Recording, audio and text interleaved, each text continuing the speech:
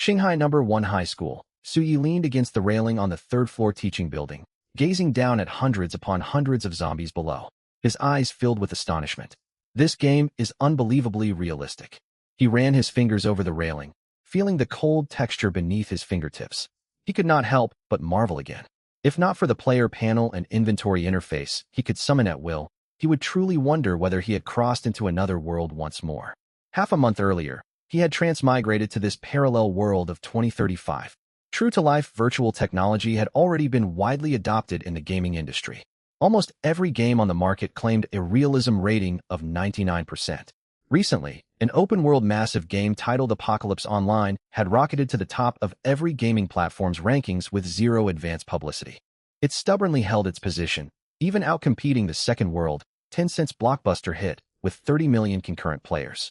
Strangely enough, instead of drawing widespread criticism for its suspicious, bug-like rise to the top, the mysterious game had sparked massive curiosity among players. Su Yi was among them. On launch day, Su Yi logged in right on schedule along with countless other players. It was only the second minute since the servers went live. You can say that again. Beside him, a bespectacled man who had spawned in the same classroom was beside himself with excitement. He stroked the iron railing, pinched his own face hard, then jumped up in elation. It's insane. I cannot tell I'm in a game at all. Pinching myself hurts. It perfectly replicates my body. This is genuine virtual reality. The games I helped develop before are total garbage compared to this. This is the real Second World. It will definitely take the globe by storm.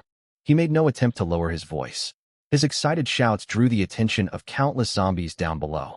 The zombies lifted their heads. Upon spotting the two humans on the third floor, they let out hoarse, agitated snarls. Starving like beasts that had spotted prey, they swarmed toward the stairwell. A chill ran down Su Ye's spine. The flawless realism triggered an instinctive surge of panic. He spun around and dashed back into the classroom. Reaching into one desk drawer, he grabbed an olive-shaped green object he had spotted while walking out moments earlier. Unstable grenade effect. After pulling the pin, the grenade detonates randomly within 1 to 3 seconds, dealing moderate damage to units and structures within a 3-meter radius. Uses remaining. 1. First description. Manufactured by some reckless corporation. Just throw it fast after yanking the pin, and you should be fine. As he held it, the translucent blue item interface popped up before his eyes, fading away 5 seconds later. Feels pretty solid, honestly. Su Yi had never held military ordnance in real life. He hefted it in his hands, testing its weight. It would feel satisfying to hurl. As he turned to leave the classroom, his eyes caught sight of an Apocalypse Online player manual hanging on the wall. Su Yi hesitated for a moment and decided to read it first. Player Manual. 1. This is an open-world game. Countless treasure chests and monsters are scattered across the map. Players are free to explore to their heart's content. 2. Survival points are the core of this game. They can be exchanged for survival supplies, special items, transcendent abilities, and more.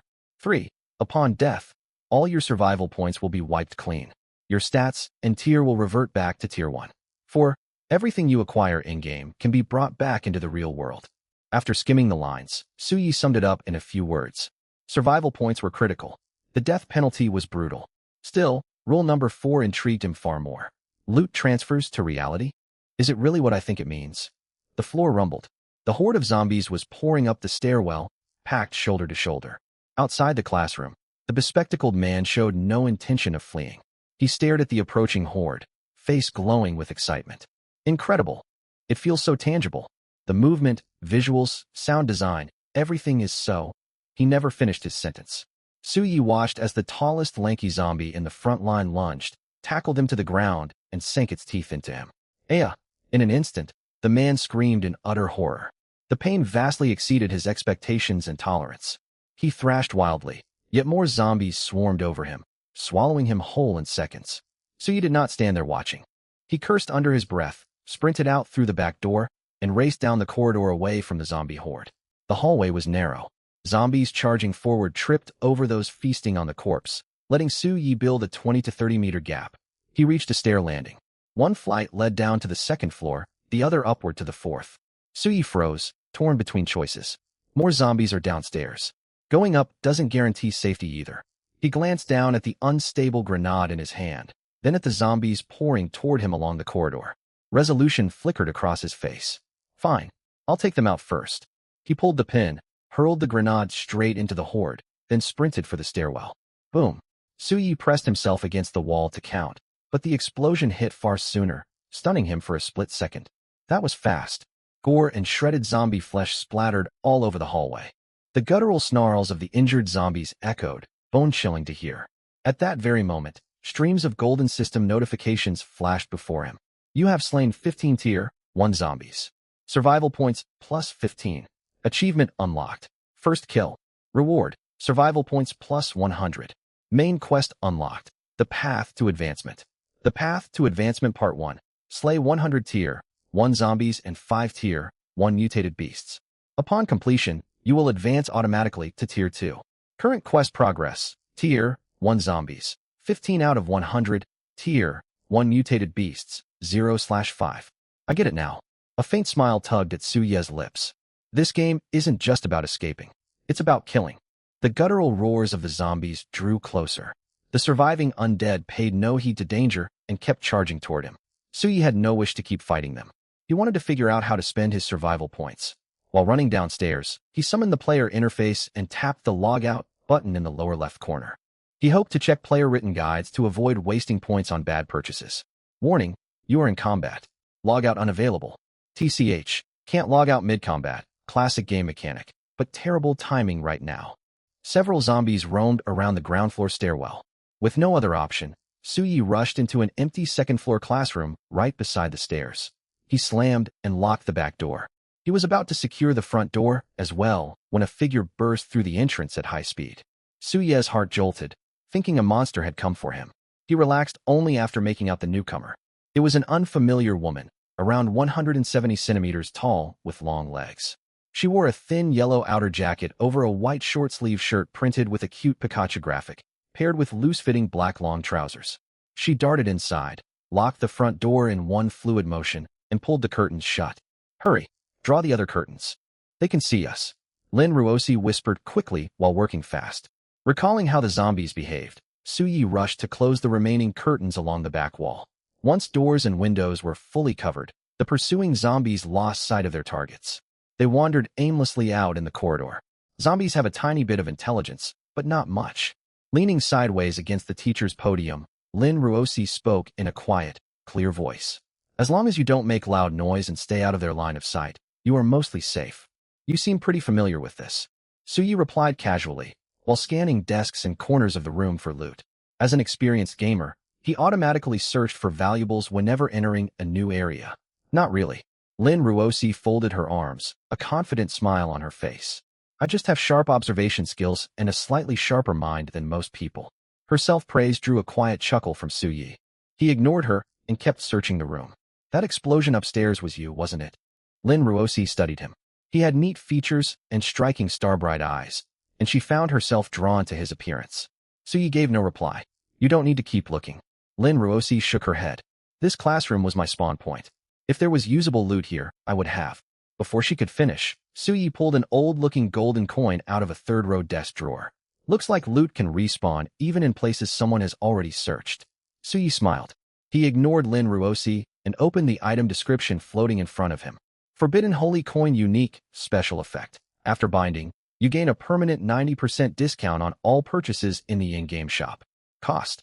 Upon death, you will be permanently expelled from the game and cannot log back in. Description. Is it hope or despair? A permanent 90% discount. Suye's eyes widened in shock. The item was overpowered, practically a cheat. But there was a catch. He frowned. If he died, he could never enter the game again. In most games, that would merely mean getting banned. But Suyi remembered Rule 4 from the manual. In-game loot could be transported to reality. Ordinary players would dismiss it as a marketing gimmick. Having already experienced transmigration, Suyi could accept supernatural phenomena. Still, I have to test it out. He opened the interface and tapped logout. This time it worked. Suye's eyes fluttered open. He was back in his real-world bedroom, staring up at his familiar ceiling. He took off his gaming head-mount device and sat bolt upright in bed, immediately looking at his right palm. Resting there lay the ancient golden coin, quiet and dignified. It really came out. The impossible only grew more startling. The game-exclusive interface materialized in the real world before his eyes. You have unlocked the Apocalypse Player status. You may now log into the game anytime, anywhere without any equipment. Notice, the interface remains accessible in reality. Available functions: character panel, inventory, game shop, player forum, skill synthesis. It's actually real. Most people would be utterly dumbfounded. Su Yi adapted rapidly, his mind already fixed on the most urgent priority. He had to race against time and grow stronger. This was the very first night of the Great Shift. As one of the earliest players, every second wasted meant falling behind countless competitors. Open the game shop. Between kills and the achievement reward, he possessed 115 survival points. He needed to see what the shop offered. If it only sold basic low-grade supplies, binding the coin might not be worthwhile. Yet the moment the shop loaded, Su Ye's eyes blew wide open. They sold that here? Strength Growth Fruit Description. Permanently raises the consumer's strength growth stat by 1 point. Price: 100 survival points. Note: each subsequent purchase raises its price permanently by 100. Additional note: shop-bought items can only be used by the purchaser. There is no player-to-player trading system. Only items found by exploring the map can be given or contested over between players. Agility Growth Fruit Description. Permanently raises the consumer's agility growth stat by 1 point. Price: 100. Note: higher growth stats granted larger attribute gains per level. Su Yi was astonished such powerful buffs could be bought. He scanned the dazzling list of other shop goods within seconds and reached a conclusion. The shop was the true heart of this apocalypse game. The core loop was earning survival points out in the world, then spending them in this omnipotent shop. Buy attributes. Buy skills. Buy items. Grow powerful. In that case, I have to bind this coin. As Su Yi held the coin and wondered how binding worked, a system prompt popped up automatically. Confirm binding of Forbidden Holy Coin? Warning: this is a unique item. It will vanish permanently after binding. Bind. At his command, the golden coin dissolved into streams of glittering golden light that flowed into his body. He closed his eyes, feeling only a brief moment of warmth. Nothing else registered. Binding successful. Relief washed over Su Yi. He reopened the game shop. Every single item's price had dropped to 1/10 of its original value. Strength Growth Fruit Description. Permanently raises the consumer's strength growth stat by 1 point. Price: 110. Scrolling further, every product showed the 90% discount without exception. So many skills and items I want, but I only have 115 points. Excitement urged caution. Even with the massive discount, his points were limited. Wasting them would throw away his golden chance to pull ahead of other players early on. Su Ye's gaze swept across the shop screen. He spotted a vertical sidebar labeled Gift Packs. Oh, there are gift packs. Gift packs were always excellent value, bundling desirable resources for a lower cost. Su Yi clicked in eagerly. Page after page of glittering, luxurious gift packs unfolded before him. Newcomer Special Gift Pack Purchase Limit. 1 pack contents. Skill Summon Ticket ×1. Stamina Bean ×5 Description. Among all purchases for new players, this gift pack is unrivaled in cost efficiency. Original price: 6 discounted, 0.6. Newcomer Summon Bundle Purchase Limit. 1 pack contents. Skill Summon Ticket ×5 Description. Essential for new players. Progress will be extremely difficult without it. Original price: 136 discounted, 13.6. Limited time growth bundle expires in 36 minutes and 15 seconds. Purchase limit. 1 pack contents. Strength Growth Fruit ×3. Agility Growth Fruit ×3. Spirit Growth Fruit ×3. Constitution Growth Fruit ×3 Description. Exclusive first day limited offer. No guarantee it will return once removed from shelves. Original price: 998 discounted, 99.8. Many other bundles filled the menu. Newcomer item packs, skill synthesis bundles, and more. Su Yi browsed through them all, then cross-referenced component prices inside the regular shop interface. The Newcomer Special Gift Pack gives 1 skill summon ticket plus 5 stamina beans. Individually, a skill summon ticket costs 100 survival points, and 5 stamina beans cost 25. 6 points buys something worth 125. Incredible value. He learned exactly what skill summon tickets did. Using one would randomly summon a supernatural combat skill. Skills would surely become players' primary means of fighting, the deciding factor of one's combat strength. With 115 points, I can afford these 3 bundles. He hesitated barely a second before making up his mind. Buy them. Bundles were already cost-effective, and the limited time offer might never reappear. This was his optimal choice. Purchased, Newcomer Special Gift Pack. Survival points consumed, 6 original 0.6. Purchased, Newcomer Summon Bundle. Survival points consumed, 136 original 13.6. Purchased, Limited time growth bundle. Survival points consumed. 998, original 99.8.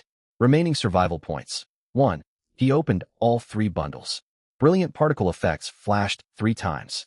His inventory gained 6 skill summon tickets, 5 stamina beans, and 12 growth fruits. Suyi took out the 12 growth spirit fruits and laid them on the table. Moments later, fruits of 4 distinct colors, red, yellow, blue, and green, lay before him. There were 3 fruits of each color. Without hesitation, he picked up the red strength growth fruit on the far left. After a short close inspection, he took a large bite. To his surprise, the taste was surprisingly pleasant. It resembled refreshing sweet sour plum. With one bite, rich, sweet juice burst inside his mouth, and a sharp sensation shot straight to his brain. You have consumed strength growth spirit fruit. Permanent strength growth +1. Only a single bite in, the system notification popped up.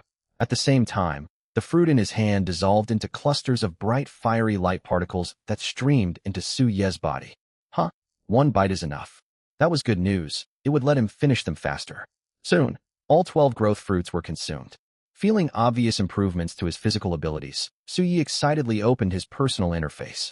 Name, Suyi Tier, 1 Strength, 8 by 1 Note 1. Attribute growth times player tier equals base stats Note 2. Human initial attribute growth cap, 5 Agility, 8 by 1 Spirit, 8 by 1 Constitution, 6 by 1 Skills 0 halves. Empty Combat Power Index, 15.2 Global Player Combat Ranking, 1726. Over 1,000? The panel was concise, and Su Ye's eyes immediately landed on the ranking at the bottom.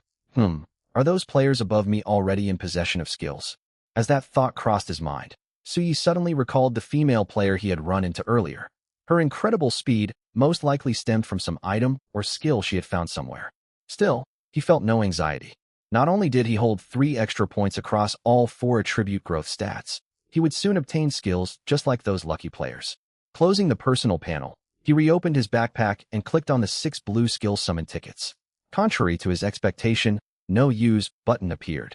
Just as before, only an Extract option showed up. Suyi blinked, read the item description carefully, and understood. Skill Summon Ticket Effect. Upon use, summons a random skill ranging from grade A to grade E. Description. Unsure how to use it? Just tear it apart. So that's how it works. Tear it directly. Simple enough. Suyi tapped Extract.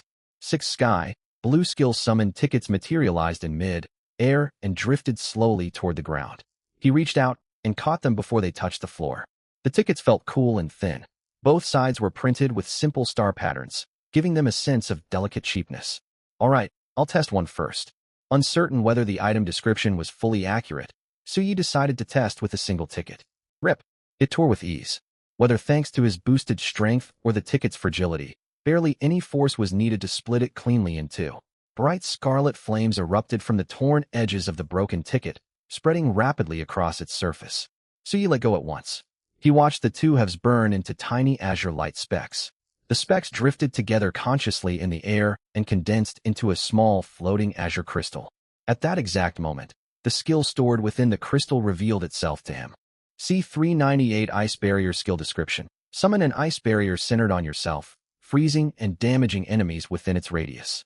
Note, unless otherwise stated, all skill effects scale with the player's stats. Wow, that's a pretty bare bones description. No mention of energy cost, power output, or duration. Still, the usage works. I'll burn through the remaining 5. He tore the other 5 tickets in quick succession. 3 gray crystals and 2 green crystals hovered in the air before him. E67, Cheetah's Agility Passive Skill Description, grants your body the agility of a cheetah. E529, Tiger Roar. Skill Description, emulate a tiger's roar, greatly amplifying your volume while roaring. To E30, Rain Perception Skill Description, close your eyes in the rain to gain a bird's eye view of nearby areas covered by rainfall. D22, Flame Spit Skill Description, spew fire from your mouth. D181, Clear Sight Passive Skill Description, your eyes resist fog and intense glare, and your visual range is extended. They are more like innate abilities. Not terrible overall. Yet, Suyi stared at the results of his summons, somewhat dissatisfied. 6 pulls yielded 3 grade E, 2 grade D, and only 1 grade C skill. Not a single grade B or grade A. He knew higher grade skills had far lower drop rates, yet disappointment lingered. My skill slots are capped at 2. I suppose more will unlock as my tier rises. No more summon tickets left. Time to try Skill Fusion. Skill Fusion was one of 5 major functions in the player menu. The others were Personal Interface, Backpack, Game Mall, and Player Forum. Suyi pulled up the function menu and selected Skill Fusion. A description popped into view. Skill Fusion Instructions 1. 3 skills of any grade can be fused to produce 1 random skill. 2. The resulting skill's grade falls within the grade range of the input skills. Example, fusing A, C, and D yields a random skill between grade A and grade D. 3. Very low chance of triggering mutation. The skill retains its grade and serial number, but gains unknown altered effects. 4. Very low chance of triggering Blessed Miracle, which raises the skill's grade beyond its normal limits. After skimming the rules, 3, 2, 1 fusion, plus rare mutation and grade boost chances, Suyi got straight to fusing. First, he picked 3 relatively useless skills: Tiger Roar plus Rain Perception plus Flame Spit. Fusion successful. Obtained skill, Enhanced Might. Achievement unlocked. First fusion. Reward, Survival Points times 100. E66 Enhanced Might passive skill description. Your physical strength is increased. Well, that turned out pretty mediocre. Since he had sacrificed unwanted skills, he felt no real regret. After a brief pause, he fused the newly obtained Enhanced Might together with Cheetah's agility and clear sight. He kept Ice Barrier for now, fearing he might end up with 0 usable skills if everything fused poorly. Fusion successful. Obtained skill, Summon Lion. D12 Summon Lion skill description. Summon 2 male lions to fight alongside you. A small green crystal floated before him. Suyi reached out and took it, sighing faintly in resignation. It's fine. Better skills will come eventually. He opened his personal interface and slotted the Azure Crystal for Ice Barrier into 1 skill slot. Equip successful. Notice, players may swap equipped skills at will. The number of available skill slots increases with tier. A strange feeling washed over Suyi. It was as if an inborn instinct had awakened. He could instinctively conjure an ice barrier covering 4 to 5 meters all around him. This sensation is incredible. He glanced at his hands, then scanned his surroundings. This was his room. It was no place to test combat skills. The system prompts faded away.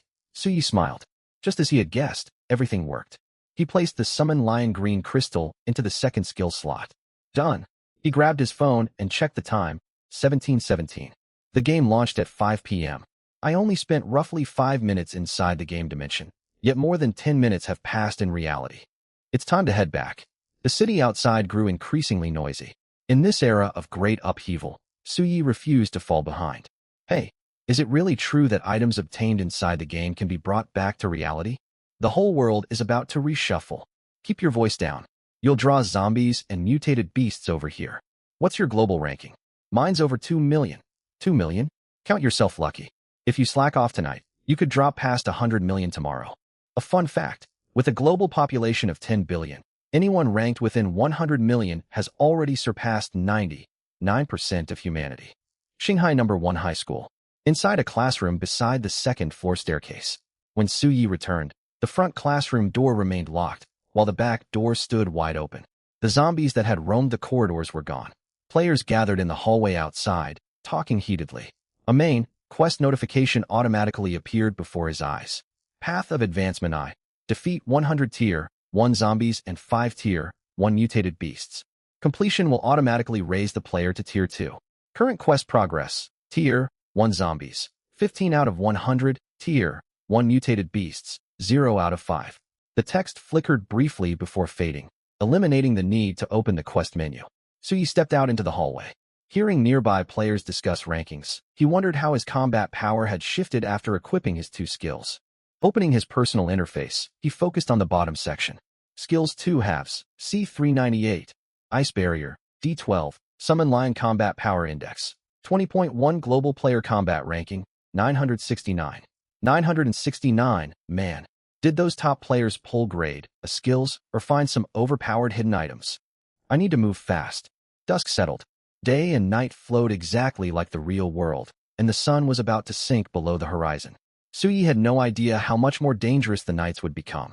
In any case, he had to seize every advantage before massive numbers of players logged in. He turned to head downstairs, when a voice called out to him. Hey, don't go that way. Suyi turned. A refined, looking young man around 20 years old stood there. Dressed in a plain white short, sleeve shirt, and black shorts. A woman lured a horde of zombies down that stairwell a short while ago. She went down and never came back. It's still dangerous down there. Suyi nodded, yet kept walking toward the stairs. Zombies were exactly what he needed to fight. Watching Suyi ignore his warning and press onward, the young man in white shrugged. See? He turned toward his classmates and laughed helplessly. Reckless people like him are everywhere. You can't talk them out of it. We don't need to panic. The ones who survive in the end will be those of us who think things through.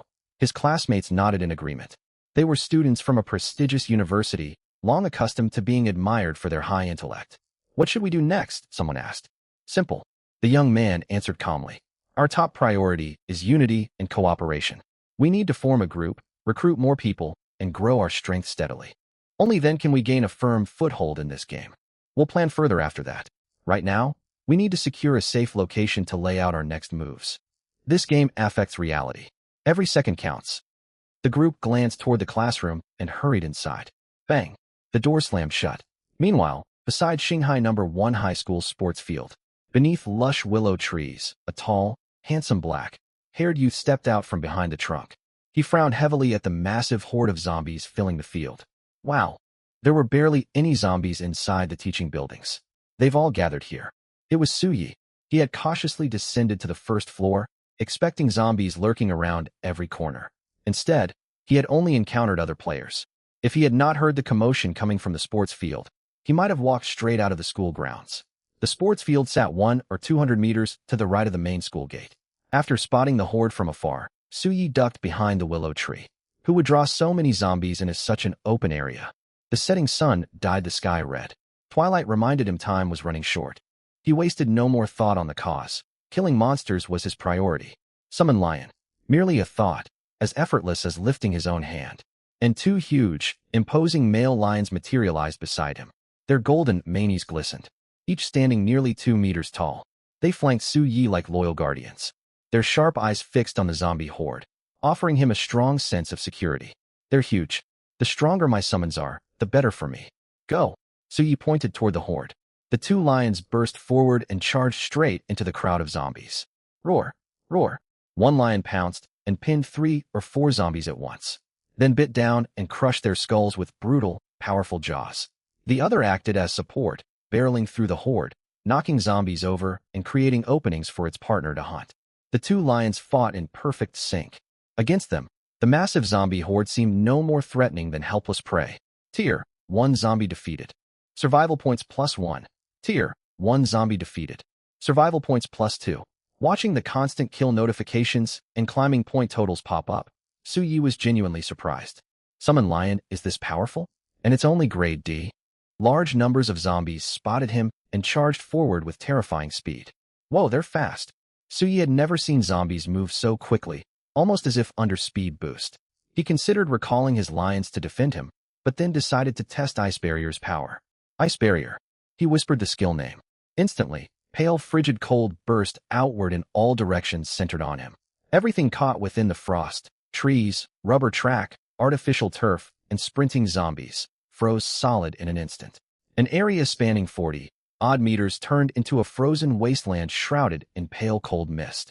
Some zombies crashed into ice, encased comrades, shattering the ice and pressing onward, only to freeze solid themselves and collapse. Suyi bent over, hands braced on his knees, gasping for breath.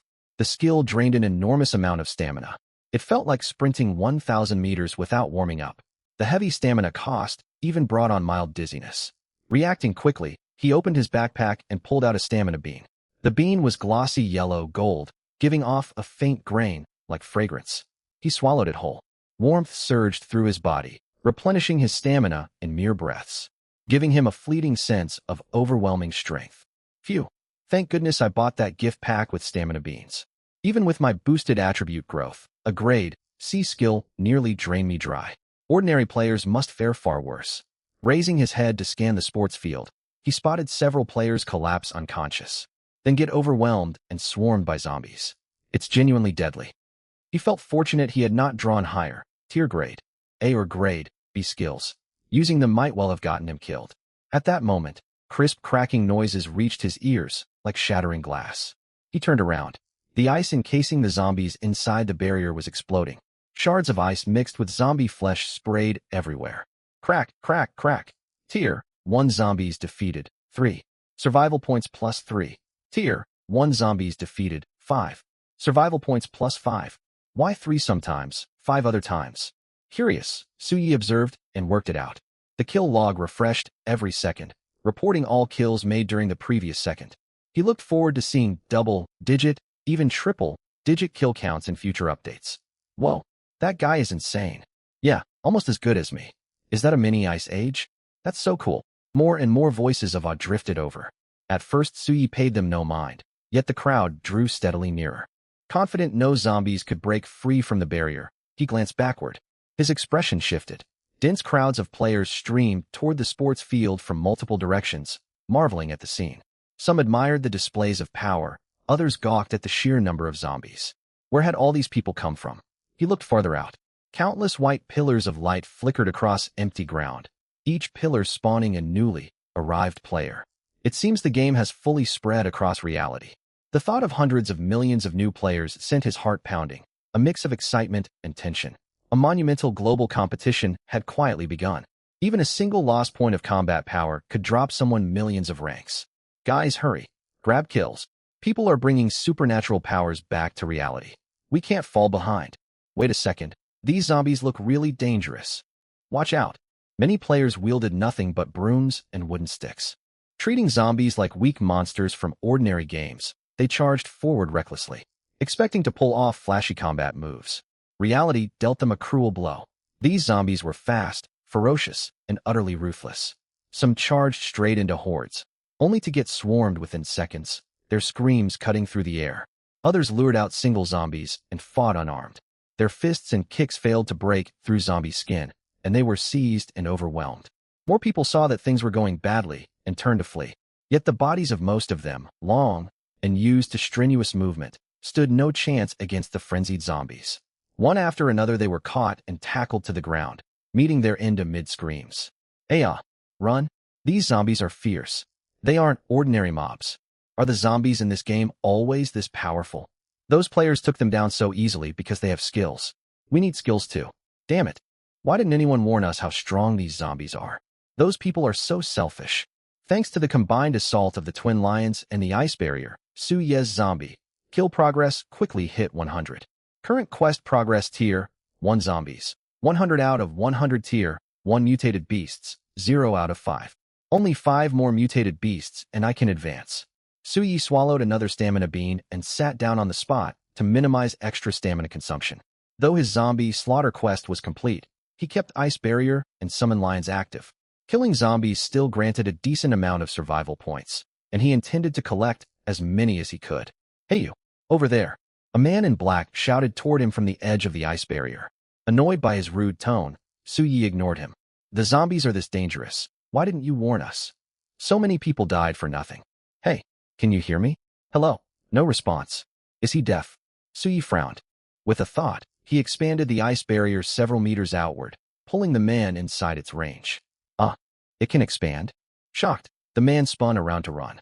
But before he could take more than a step, piercing cold swept up his legs and spread across his whole body in the blink of an eye. In the space of a breath, onlookers watched as the ice-encased figure exploded into countless shards. The player's body dissolved into flecks of light. Only then did surrounding players cast varied glances towards Suyi. Better not mess with him. He's awfully ruthless. Brutal. Wait, did something drop? Everyone saw a silver, white glove crackling with lightning materialize where the player had died. Even at a glance, it was clear the item granted lightning-based abilities. Many eyes lit up with greed. Fortune favors the bold. We've got nothing right now. We have nothing to lose even if we die. This is our chance to fight. That's obviously an insanely powerful piece of gear. A purple-haired man in a plaid shirt stirred up the crowd, trying to goad others into rushing forward to grab the glove.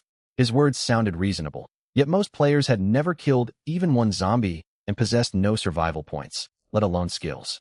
Still ordinary humans, they dared not step inside the frigid supernatural field. They had all seen exactly how that loot had appeared. Suyi took in every expression on their faces. He understood them well enough, but rose and walked straight toward the silver, white glove. Since the Ice Barrier centered on him, it shifted along with his movement, maintaining its radius. And then, When Suyi was still 7 or 8 meters away from the crackling glove, a gunshot boomed across the playground. Bang! The sound echoed across the campus and carried far beyond the school gates. Countless players outside turned toward the school in shock. Someone inside the school got a gun. Damn it, we need to search faster. At this early stage, firearms can still dominate everything. Right? Lots of forum posts say skills drain too much energy. Weapons are more useful right now. Hurry up. At Qinghai No. 1 High School's playground, many froze in fright and were pulled down by zombies. Even more scrambled toward the exits. To them, the gun-wielding player was more terrifying than the undead. So he turned his head and spotted a man in white roughly 50, 60 meters away, pistol aimed directly at him. Wait a minute. Was this the same man who'd spoken a quick warning back when Suyi first came downstairs? I won't kill you. Hand the glove over to me. The white-clad man shouted. Suyi had no intention of surrendering his hard-earned loot to a complete stranger. He glanced at the two lions not far off. No one else knew the beasts were under his control. With a mental command, they could close the distance and kill the gunman in seconds. Just as he prepared to act, a figure burst out of the horde of zombies. She moved so fast Suyi barely registered her presence as she darted through the ice barrier and snatched the silver, white glove off the ground. What? Suyi's brow shot up. A powerful opponent. What the hell? The white-clad man's eyes widened. He swung his pistol toward the newcomer. Drop the glove, he yelled, his voice lacking conviction. All eyes locked on the woman. She was about 170 centimeters tall, with delicate features. She wore a thin yellow jacket and fitted black trousers, and possessed an outstanding figure. She hefted the gauntlet in her hands. This piece of equipment is pretty nice. It's a shame I can't equip it myself, or I would keep it.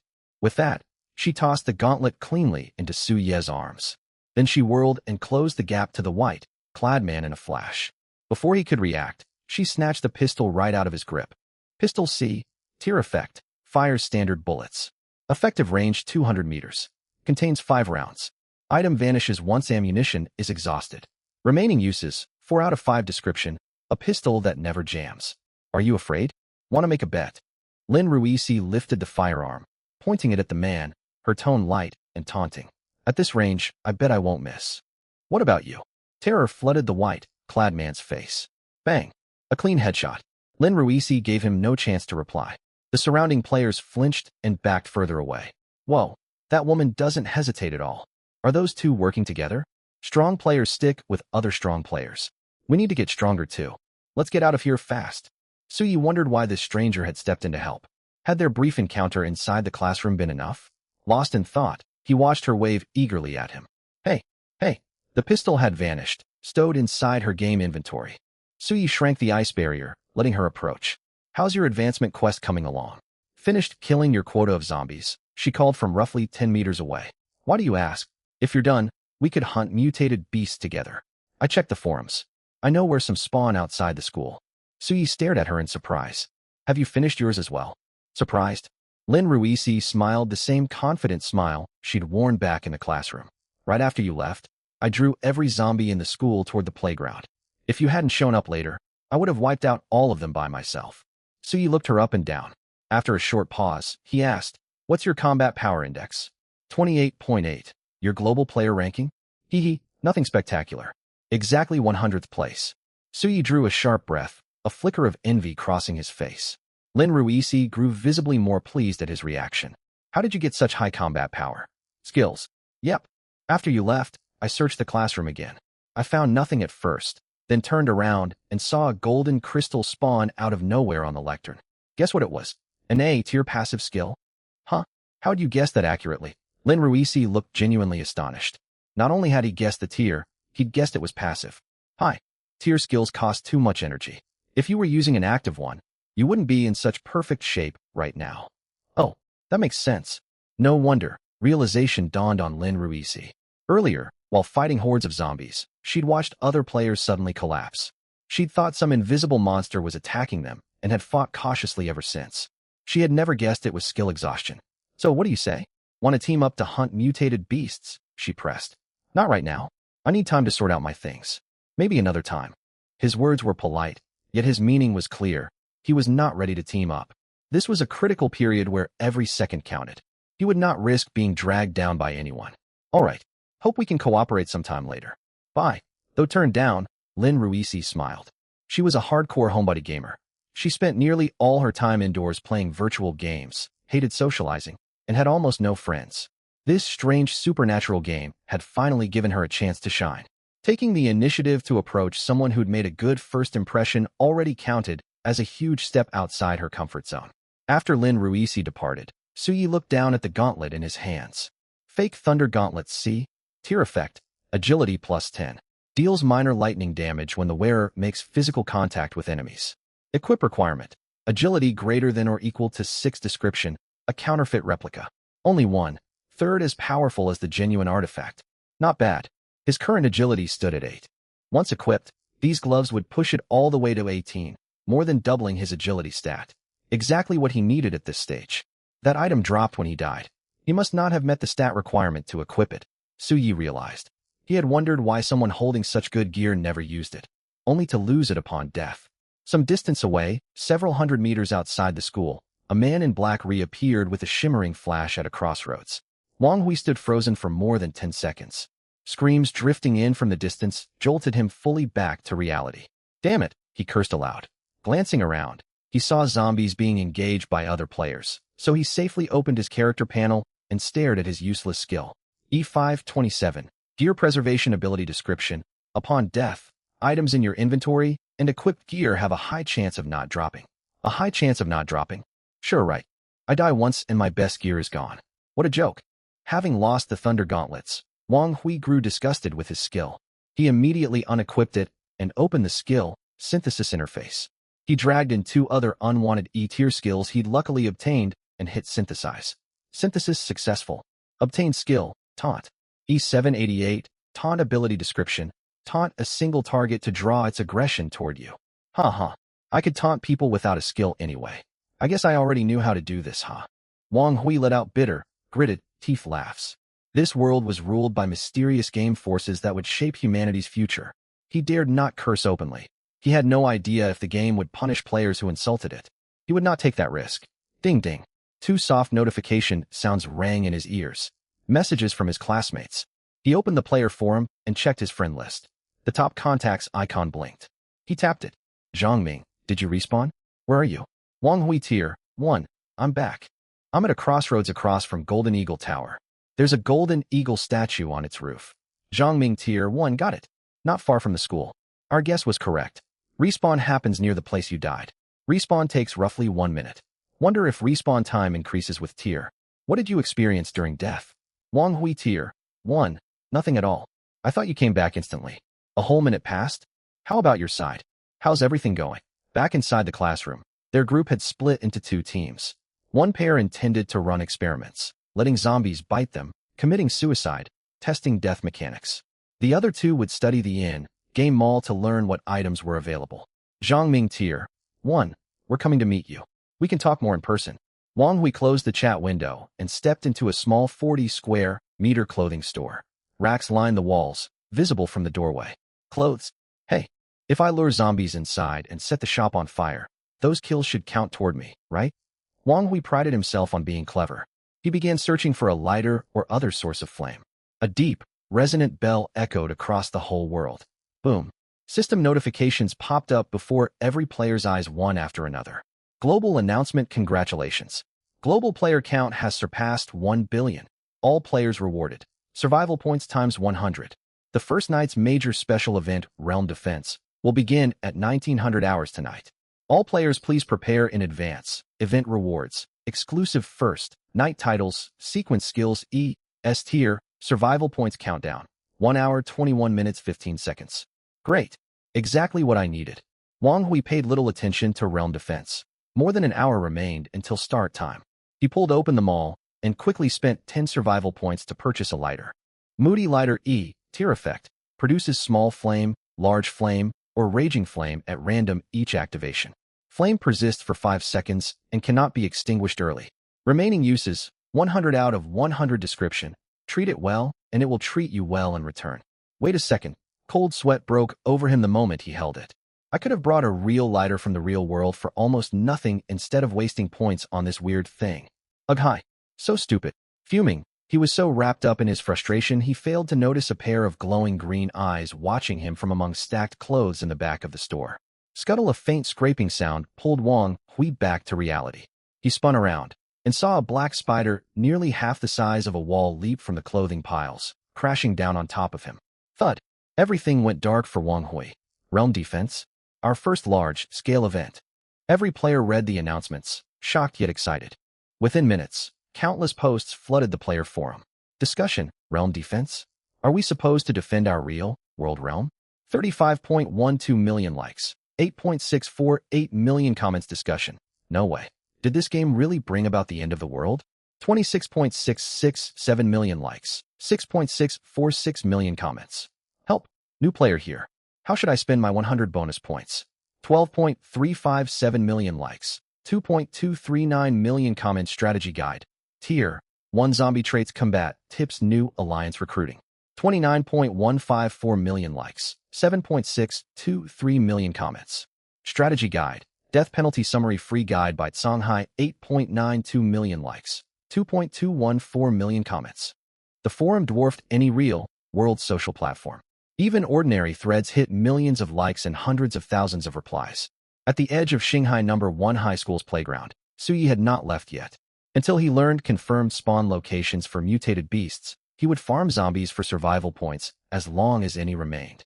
Hardly any zombies were left now. He had deactivated Ice Barrier and sat casually on the lawn at the playground edge, looking almost like a sightseeing visitor. His two summoned lions still fought tirelessly among the distant undead horde. They did not consume their own stamina. They drained Su Ye's instead. Feeling his energy dropping again, he ate his third stamina bean. Skills drain so much stamina in this game. I need to stock up on more stamina beans. Sunlight faded over the horizon. Night was drawing near. Suyi was not merely resting. He had browsed the forums and gathered useful information. With no immediate threats nearby, he needed to keep growing stronger. He reopened the in-game mall. A new gift pack. Confetti effects popped up on the home screen, revealing a surprise gift pack. Surprise Summon Pack New expires in 59 minutes 59 seconds. Purchase limit. 1 pack contents. Skill Summon Ticket times 10. Random Mystery Gift times 1. Description: A limited time random surprise offer. Don't miss out.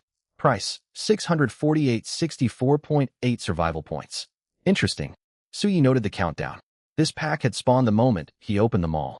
Could repeatedly opening and closing the mall refresh new offers? He dismissed the thought. That seemed too good to be true. Discounted to 64.8 points. Worth buying. Purchase Surprise Summon Pack New. Consumed survival points: 648.64.8. Remaining survival points: 262.2. A ribbon-wrapped pack appeared in his inventory. He did not open it right away and checked for more rotating offers. None appeared. Yet another item caught his eye. Skill Synthesis Bundle Weekly Purchase Limit. 1 pack contents. Random A-tier skill materials times 20. Skill materials can substitute actual skills in synthesis. Description: Want to craft high-tier skills? This is for you. Price: 1288 128.8 survival points. Synthesis materials. For pure synthesis, this bundle beats buying 20 summon tickets. 20 tickets cost 2,000 points. This bundle is only 128.8. Summon tickets might roll a great skill directly, though. Suyi privately thought it absurd how expensive bundles already were at such an early stage of the game. Few players could afford prices like these. After comparing value and utility, he bought the bundle. Purchased Skill Synthesis Bundle. Consumed survival points: 1288 128.8. Remaining survival points: 133.4. Next, he bought 2 copies of each of the 4 stat-boosting spirit fruits. Purchased Strength Growth Spirit Fruit. Consumed survival points: 110. Current remaining survival points: 13.4. Each time you bought one of these fruits, its base price permanently rose by 100 points. The first purchase cost only 10 points apiece. The second jumped to 20. Buying 2 of each type cost him 120 points total. Now each fruit cost 30 points for him, 300 points for ordinary players. No surprise permanent stat-boosting items come at such a steep cost. Before closing the mall, he checked Stamina Beans. Stamina Bean description: Instantly restores a large amount of stamina upon consumption. Price: 50.5 survival points. Shame there is no bundle for Stamina Beans. That would be even better. After a moment's hesitation, he bought 10 more. 5 points total. equal to what most players paid for just one bean. Current remaining survival points, 8.4. He exhaled and shut them all interface. He stood and scanned the whole playground. No zombies remained, but well over 100 players lingered. His 2 lion summons were nowhere in sight. He realized they had stopped generating survival points for him around the time he began shopping. Had other players mistaken them for mutated beasts and killed them? The sun sank completely. Darkness spread. All at once, floodlights on the playground, classroom building lamps, and streetlights across the whole city flickered to life, bathing everything in bright illumination. Even fireflies drifted out of the grass at his feet, glowing pale green. Amid this apocalyptic game, the sight carried an odd, dreamlike beauty. Why did all the lights turn on? No idea. Some kind of automatic game lighting system. Wait, how do monsters spawn in this game? I just logged in and haven't fought a single zombie yet. Watch out. One is right behind you. Aya! Shouts about zombies echoed out. Su Yi and the nearby players all turned their gazes toward the source of the noise. At the dim-lit edge of the playground, zombies kept pouring out of the darkness in staggering numbers. One moment there were merely dozens. The next, hundreds emerged. To anyone watching, it looked as though the darkness itself had summoned this zombie legion. Whoa, zombies really do spawn at night. Strictly speaking, they spawn in dark places after nightfall. No way, why are there so many of them? Look, is that a huge snake over there? Voices rose from the crowd. One player pointed toward the distance, drawing Su Ye's attention alongside many others. Upon the high slope north of the playground, a 10-meter-long serpentine figure writhed across the ground. Countless long legs could be discerned on its body, a sight that sent chills down everyone's spines. No, that's more like a centipede. It must be a mutated beast. Damn it, no warning for monster spawns. I should have run indoors earlier. Quit talking. We have to fight. Knowing death came with respawns, most players, especially first-tier ones, fought with reckless bravery. Some charged straight at the zombie horde unarmed. Others had planned to retreat, yet swept up by the fervor of their allies, they rushed into battle alongside them. A mutated beast? Su Ye's eyes locked onto the giant centipede on the northern slope, lighting up with excitement. It seemed locations where zombies spawned could also birth mutated beasts. That opened up new possibilities. Summon lions. He whispered the command, calling forth his 2 lions once more to stand guard beside him. He quickly opened his backpack and unlocked his gift packs. You have opened the surprise summon gift pack. Obtained. Skill summon ticket times 10, miracle blessing scroll times 1. The miracle blessing scroll was the mysterious reward he had drawn. Curious, he checked its details. Miracle blessing scroll S rare effect. Automatically triggers during skill synthesis. For the next 10 seconds, raises the chance of activating miracle blessing within the skill synthesis function to 5%. May trigger at most once per use. Uses remaining, January 1st. Description, an extremely rare blessing scroll. Those lucky enough to obtain it might as well try buying a lottery ticket. S grade. Su Yi had never expected his first S-rank item would come from this gift pack. Zombies pressed in all around the playground, leaving no time for celebration. He composed himself and opened the second gift pack. You have opened the skill synthesis gift pack. Obtained, C-rank skill material times 2, D-rank skill material times 5, E-rank skill material times 13. No A-rank or B-rank materials? Tough luck. If these 10 summon tickets don't give me an A-rank skill, even triggering Miracle Blessing on a C-rank synthesis will only lift it to B-rank. Only 10 skill summon tickets remained in his backpack. Su Yi made a quick decision. If the 10 draws yielded no A-rank skill, he would hold off on using skill synthesis. The Miracle Blessing scroll activated automatically whenever synthesis began. He took out the 10 tickets, took a deep breath, and tore them all at once. A 117, Wind and Storm Conjuration description. You conjure powerful winds and downpours across a vast area. A 633, Dragon Summoning Gate description. Open a massive gate to summon 3 dragons to fight alongside you. 10 pulls yielded 2 A-rank skills and 8 E-rank skills. Su Yi stared at his stock of resources in disbelief. 1 Miracle Blessing Scroll, 2 A-rank skills, piles of skill materials. These zombies are far fiercer than during the day. They grow stronger at night. Cries from surrounding players flooded his ears. Zombies had closed to within 20 meters of his position. His 2 lions bared their fangs, ready for combat. He could not afford delay. He opened the skill synthesis interface. After a brief thought, he placed Wind and Storm Conjuration together with 2 C-rank skill materials into the synthesis slot and confirmed. Synthesis successful. Congratulations. Miracle Blessing has been triggered. Obtain skill, Divine Sword Domain. Seeing these lines pop up, two thoughts raced through Su Ye's mind. 1. It triggered already? My luck is insane. 2. Divine Sword Domain. That name sounds incredible. Hopefully, it is not merely B rank. Synthesizing A rank and C rank components normally produced A, B, or C rank results. With Miracle Blessing active, possible outcomes shifted to S, A, or B. The worst-case scenario would still be B rank. The newly generated skills information unfolded before him, sweeping away all his doubts. S23, Divine Sword Domain Description. Centered on yourself, deploy an immovable Divine Sword Domain with 0 resource cost. You sense every movement within the domain and may teleport freely across its space. You may draw the Slaughter Sword anywhere inside the domain. While wielding the sword, all your attributes increase by 100%. The Slaughter Sword converts your strength into sword chi, dealing irreversible true damage against all enemies. Achievement unlocked. Synthesized an S-grade skill. Reward. Survival points plus 100. Notice, all S-rank skills are unique. Upon the wielder's death, the S-rank skill will be permanently lost. S-rank skill. Su Ye's eyes widened. He never imagined he would obtain a top-tier S-rank skill on the very first night after the game descended. Even better, his current first-tier body could wield this skill. Deploying the domain cost nothing at all. Log out.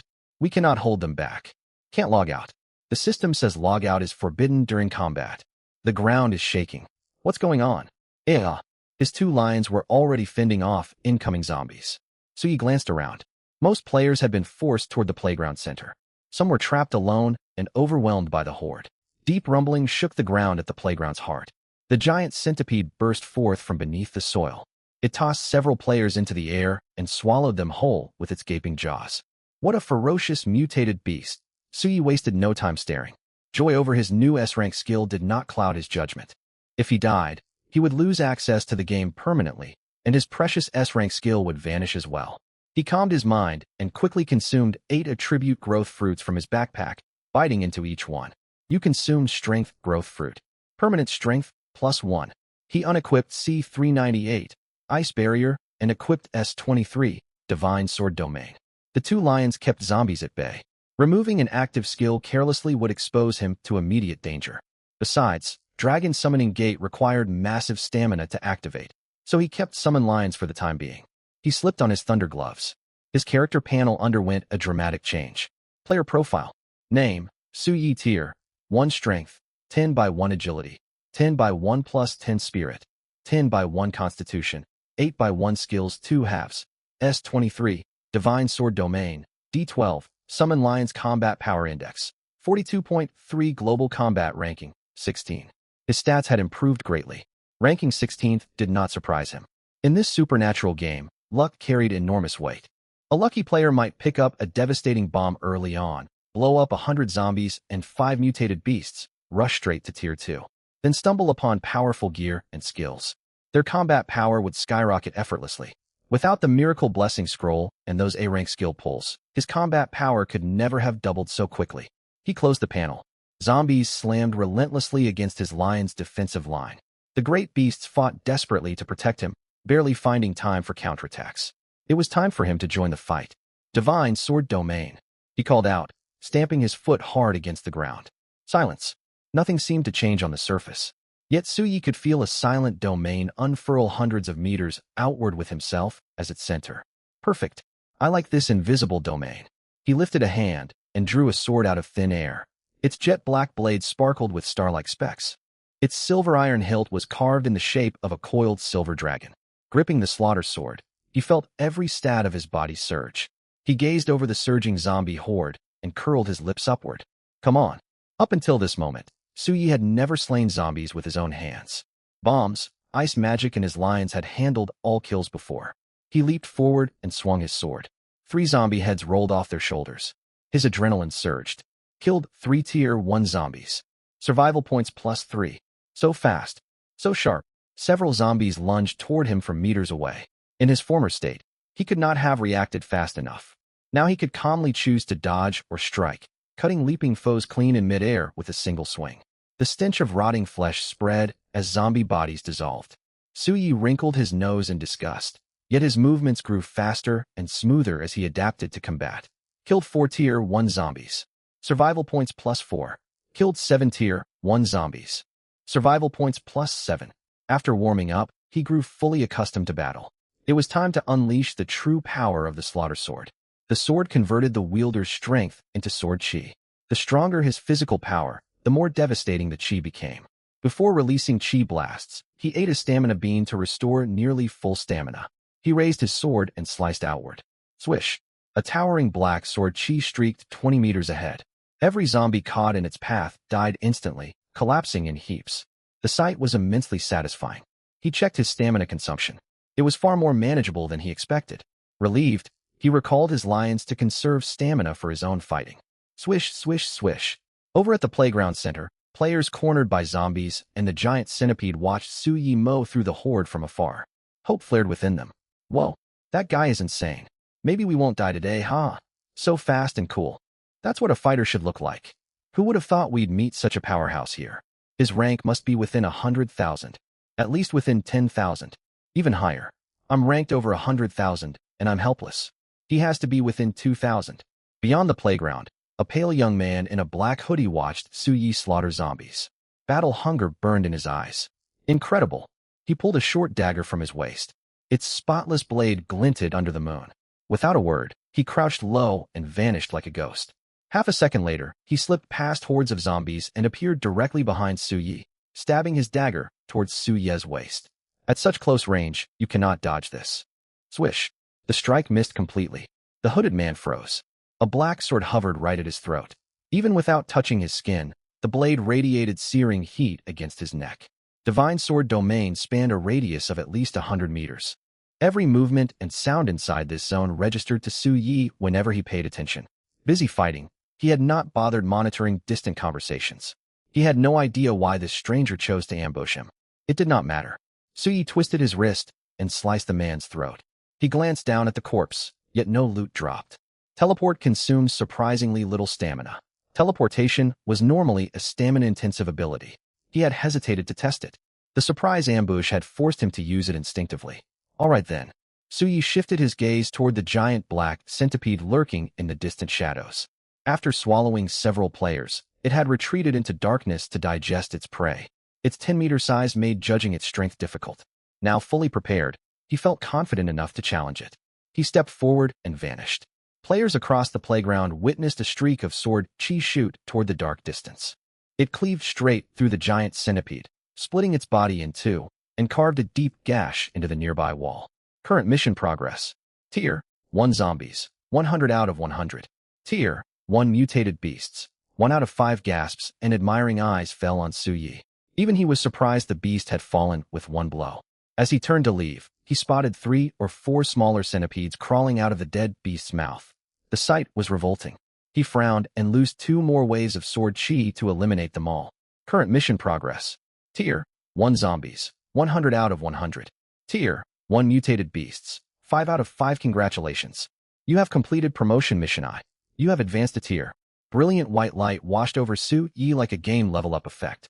Current tier 2. Main mission unlocked. Path of advancement 2. Achievement unlocked. The sudden mission completion and power surge stunned Su Yi. He barely read the flood of system notifications popping up. He stared at the centipede corpses in the shadow, equal parts shocked and delighted. Kill 1, get 4 free.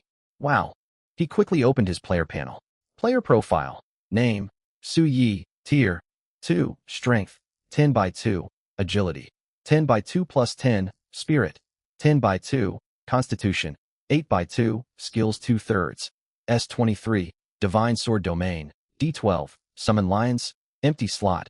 Combat Power Index. 75.7. Global Combat Ranking. 1. Multipliers for all attributes had risen from 1 to 2. The fruits he had eaten earlier showed their worth, sending his combat power soaring. A 3rd skill slot unlocked. Most importantly, his global combat ranking had reached the #1 spot he had longed for. Number 1. Among hundreds of millions of players worldwide, he now possessed the highest combat power. First place. Whoa. Half an hour ago, I was ranked over 1,000. Never imagined I would reach this height. This milestone deserved to be preserved. He had no idea how long he would hold the top spot, or if he would ever reclaim it later. Right now, he needed a screenshot. After a short search, he found the screenshot function built into the game forum. Click. A snapshot of his profile saved automatically to his private forum album. Only confirmed friends could view its contents. He admired his new ranking while dispatching stray zombies nearby. He summoned his 2 lions again to stand guard. Now he went through his notification log. The lions would handle leftover zombies. To his surprise, the summoned lions had grown to 4 or 5 meters long. Their manes shimmered like flowing golden sand, radiating an otherworldly aura. The strong keep growing stronger, and the weak grow weaker. So this is how it feels. Beneath the starry sky, he stood alone on the artificial grass, surrounded by undead. Realization dawned on him. He released the slaughter sword, which dissolved into nothing. With a thought, he teleported 100 meters over to where groups of players gathered. Hardly anyone noticed his arrival. He leaned against a lamppost and sat down, opening his message log. Main mission activated. Path of Advancement 2. Path of Advancement 2. Slay 200 tier, 2 zombies, 10 tier, 2 mutated beasts, and 1 tier, 2 phantom. Complete the mission to advance to tier 3. Phantom. Grotesque, supernatural monsters that emerge only at night. They feed on negative emotions such as fear and despair. Current mission progress. Tier, 2 zombies. 0/200. Tier, 2 mutated beasts. 0 out of 10. Tier, 2 phantoms. 0 out of 1. Achievement unlocked. Pioneer. Description: among the first 10,000 players to reach Tier 2. Reward: survival points times 100. Achievement unlocked. Strongest player. Description: have held first place on the global combat ranking at least once. Reward: champion ring times 1. Tier 2 phantoms. Reading the description of phantoms sent a chill down Su Ye's spine.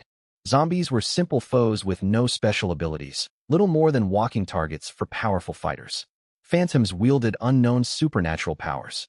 Even with his current strength, fighting one would carry great risk. Phantoms only appeared after dark. Su Yi made up his mind. He had to hunt at least one tonight. If he finished the other objectives first, he would have to wait until tomorrow night for more phantoms, slowing his promotion progress. He closed his message log, rubbed his hands together, and opened his backpack, eager to inspect his brand new champion ring, the exclusive reward for claiming first-place ranking. His inventory was sparse. At a glance, he spotted a gleaming golden ring carved with dragon patterns sitting in the middle slot. As his fingertip tapped, relevant information popped into view. Champion's Ring Limited Edition effect. Upon taking fatal damage, negate that lethal blow and spawn a 5-second invulnerable golden shield. Once this effect triggers, the item will automatically shatter. Furthermore, this item cannot be discarded, traded, or gifted. Equip requirement: none. Description: proof of once holding the #1 global combat power ranking. A protective type item? Su Ye's eyes lit up, filled with delight. Due to forbidden holy coin, death would bar him from logging back into the game, locking his strength permanently. The price was terrifying. For this very reason, he had browsed the game mall earlier, specifically looking for defensive gear. Such items did exist, yet they were exorbitantly expensive, far beyond what someone at his stage ought to afford. Su Yi had told himself he would buy some protection once he earned more points soon. Though it would slow his early game growth, safety was a necessity. He had never expected the achievement reward, Champion's Ring, to be exactly the defensive treasure he needed right now. Without hesitation, Su Yi took out the Champion's Ring, pulled off his glove, and slipped it onto his right pinky finger. It fit perfectly, tailor-made for him. He had noticed that equipment in this game adjusted automatically to the wearer's physique for a snug fit. The Thunder Gauntlets had done the same, and now the Champion's Ring followed suit. He pulled his glove back on. Su Yi stood, rolling his neck, wrists, and ankles. His joints creaked, leaving him feeling refreshed. He looked toward the sports field ahead. Sparks of lightning, roiling flames, flying swords, and strange avian and beast-like creatures crisscrossed the scene. The small battlefield had grown increasingly surreal and otherworldly. As time passed, more and more players had unlocked sequence skills and set foot on the path of supernatural power. Not only him, his rivals and enemies were growing stronger at a rapid pace. The world is full of talented people. I hold an edge for now. I must press my advantage. Divine Sword Domain remained active. He drew the slaughter sword out of thin air and flashed into the fray. As the global player base surged, the world map of Doomsday Online gradually unfolded, pieced together by countless players. This was no single unified world. It was split into countless unnamed zones. Each zone formed a vast enclosed space. As far as players knew, one could only travel to other zones through randomly spawning portals. Teleportation outcomes, however, were entirely random. Some players stepped through a portal and landed on an island swarming with colossal mutated beasts, dying within 10 seconds. Others were transported to a mysterious aerial temple, only to be slain by a host of gun-wielding angel-like entities. Many more arrived safely in zones populated by other players. 1 minute earlier, inside one of these unnamed zones, beneath moonlight, young North American player Mike Arthur stood atop the rooftop of a derelict high-rise, surrounded by a crowd of fellow players. He watched the blaze raging in the forest below with deep satisfaction. Flames reflected off his sunglasses, illuminating his triumphant grin. At this rate, I'll hit Tier 3 soon. He crossed his arms, brimming with confidence. At that moment, Onlu, his military-assigned personal aide, hurried over. Mike, check your combat power ranking right away. See if you are still number 1. Huh? What's going on? Multiple elite talents on our side have dropped 1 rank. That includes former rank 5 Leighton, rank 13 Norton, and rank 21 Li Jie. What? Mike Arthur instantly opened his status panel and glanced at the leaderboard. Global combat ranking 2. I dropped. Damn it. You 2? Where are you placed now? 2nd place. Our military has poured top-tier skills, gear, and items onto you. We even lured hordes of monsters for you to slay quickly. Yet someone still outpaced you. Onlu let out a low huff. Only elite-seeded players from the Great Siam military could pull this off. It's fine. This is just the beginning. We can take 1st place back. Onlu clapped him on the shoulder to reassure him. Had the mall purchases not been character-bound, he would have bought every growth fruit and fed them all to Mike. Onlu turned away to confer with his team of aides, devising strategies to accelerate their players' growth. Their expert panel had delivered grim risk projections. There was a 90% chance game monsters would manifest in reality. Likewise, a 90% probability loomed that the real world would descend into a doomsday scenario. Everything pointed toward one truth. Future global conflicts would be fought by superhuman players. Meanwhile, inside another unnamed zone, bright orange lanterns hung all along a bustling night market street lined with food stalls. The 4 founding members of Project Spark, Azure Dragon Squad, Wang Kuan, Wang Peng, Lu Jijia, Zhou Anyu, alongside their support staff, all received the same alert.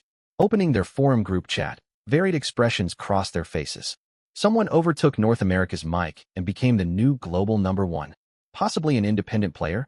The 4 squad members exchanged glances. They had only just reached Tier 2, sitting within the top 100 rankings. They understood how difficult rapid advancement was without massive institutional backing. Most likely some exceptionally lucky solo player. Lu Jijia pushed up his glasses and guessed. He was the oldest of the group. The rest were in their early 20s while he neared 30.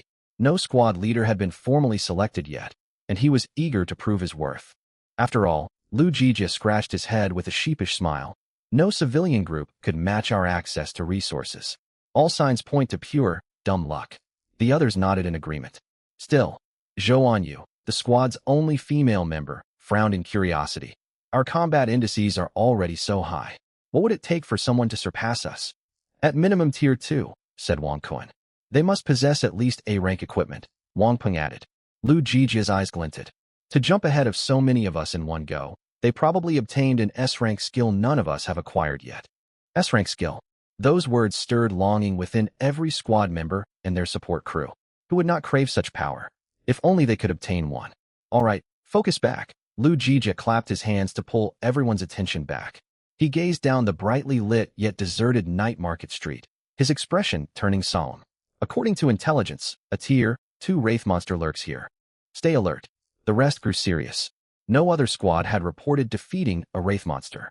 They might become Project Spark's first team to secure such a kill.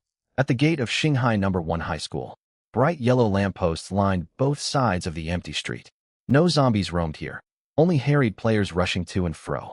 Su Yi sat atop a towering male lion, riding out through the school gate with his hands folded behind his head, a troubled look on his face. I didn't expect killing Tier 1 zombies and mutated beasts yields 0 points after advancing to Tier 2. Author's note. This rule applies to all players.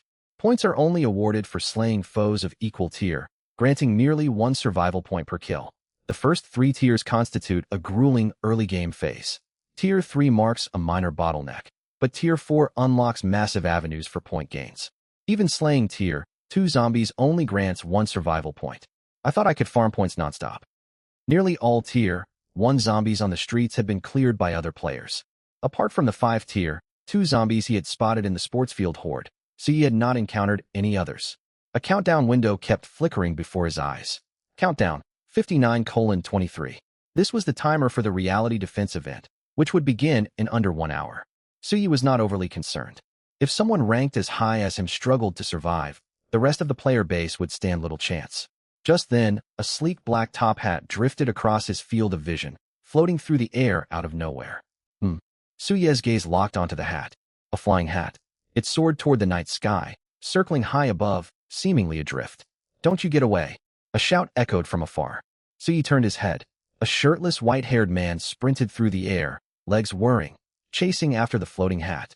"Haha, you're too slow. That flying hat is mine." Down the road, a figure riding a fire-engine motorcycle blazed past, trailing crimson afterimages. Startled by the two pursuers, the hat accelerated sharply, vanishing 100 meters away in a blur. Suyi stared in confusion. Two agile figures leaped across rooftops in the dark distance, also heading for the floating hat. A shrill scraping sound cut through the night, like nails dragging across a chalkboard. Suyi winced at the noise. What on earth is going on? He had paid little mind to these passing players. Yet as he rode the lion a few more steps onto the main road across from the school gate, the floating hat circled back toward him. Suyi activated Divine Sword Domain, teleported beside the hat, snatched it, and teleported back to the ground. Strangely, no item tooltip popped up. Not equipment, nor an item. Normally, touching Game Gear would bring up its stats, yet nothing appeared. Before he could puzzle it out, the hat's pursuers closed in. The shirtless brute, the red-haired biker, twin sisters bounding over rooftops, and a laid-back young blonde man. All stared in surprise, seeing Suyi holding the hat. "Hey kid, do you even know what you've got there?" The shirtless man spoke first. He froze, however, as the massive lion stepped behind Suyi, its imposing aura giving him pause. "What is this hat?" Suyi scanned the group and asked calmly. "A treasure chest monster," answered the red-haired biker. He set down his motorcycle, straddling it as he lit a cigarette, and shook his head. "I was the first to spot it. I told everyone chasing me exactly what it was. Can't believe my honesty drew this crowd of competitors." Smoke swirled around him, partially obscuring his features. "Treasure chest monster? Yep. Haven't read the forums?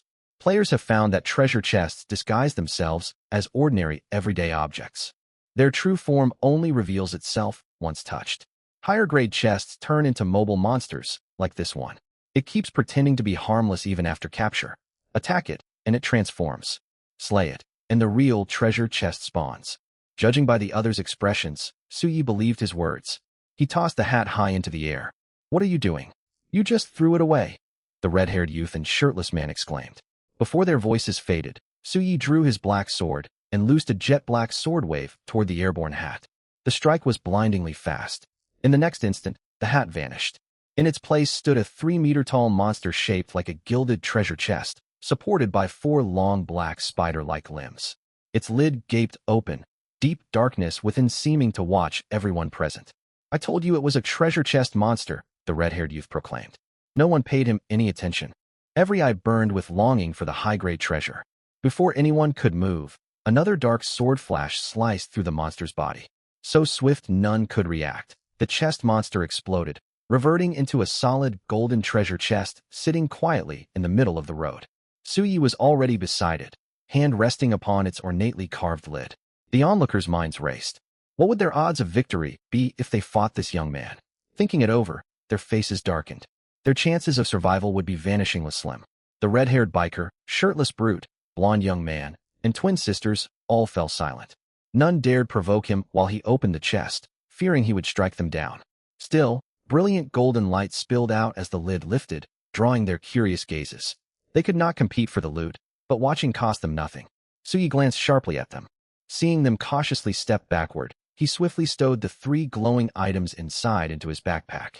The empty golden chest crumbled into fine sand the moment its contents were removed. Having secured the treasure, Suyi was in a good mood. He turned to leave, but paused when the red-haired youth called out to him. "Wait, master. My name is Feng Xiaoyan. Want to team up?" "No," Suyi declined. "Then could we add each other as forum friends?" Suyi shook his head, aloof and uninterested. He jumped onto the lion's back and rode away. The group watched him depart and sighed at one another. They had chased the prize for minutes, only for a passing powerhouse to claim it. "Since he won't add us, how about we exchange friend requests with each other? We might be able to help one another later," Feng Xiaoyan suggested. To him, These people were among the strongest players active right now. Sounds good. I'm Zhou Xiong. I'm 1 kill short of tier 2. Practically tier 2 already. The shirtless man stepped forward to shake hands with Fang Xiaoyan. Huang Zheng. The blond man said shortly, accepting the handshake. Fang Xiaoyan had seen his powerful arrow shots. Only poor aim had kept him from claiming the chest monster earlier. They turned toward the twin sisters. The pair whispered among themselves for a moment, then smiled and declined the friend requests before hurrying off. Growling hunger rumbled in Su Ye's stomach after hours of nonstop action. He halted atop the lion before a fast food restaurant named Tasty Daily. Items from the game can be brought into reality. That means everything here is tangible. Can I eat food inside the game without logging out? If he could have dinner without disconnecting, it would save precious time he would otherwise waste ordering takeout in the real world. Suyi dismissed the lion and stepped inside. No staff or cooks were present, yet the display cabinets brimmed with steaming hot dishes lit by warm cabinet lamps, whetting his appetite. The restaurant was bright and spotless, perfect for a meal. He carefully checked the whole dining area. Behind a decorative folding screen, he spotted a familiar figure seated at a table. It's you? Ah. Lin Ruosi looked up in surprise mid-bite. Her long dark hair fell loosely over her shoulders. Warm lamplight cast soft glow across her fair features. They stared at each other for a moment before Suyi spoke. Is the food here safe to eat?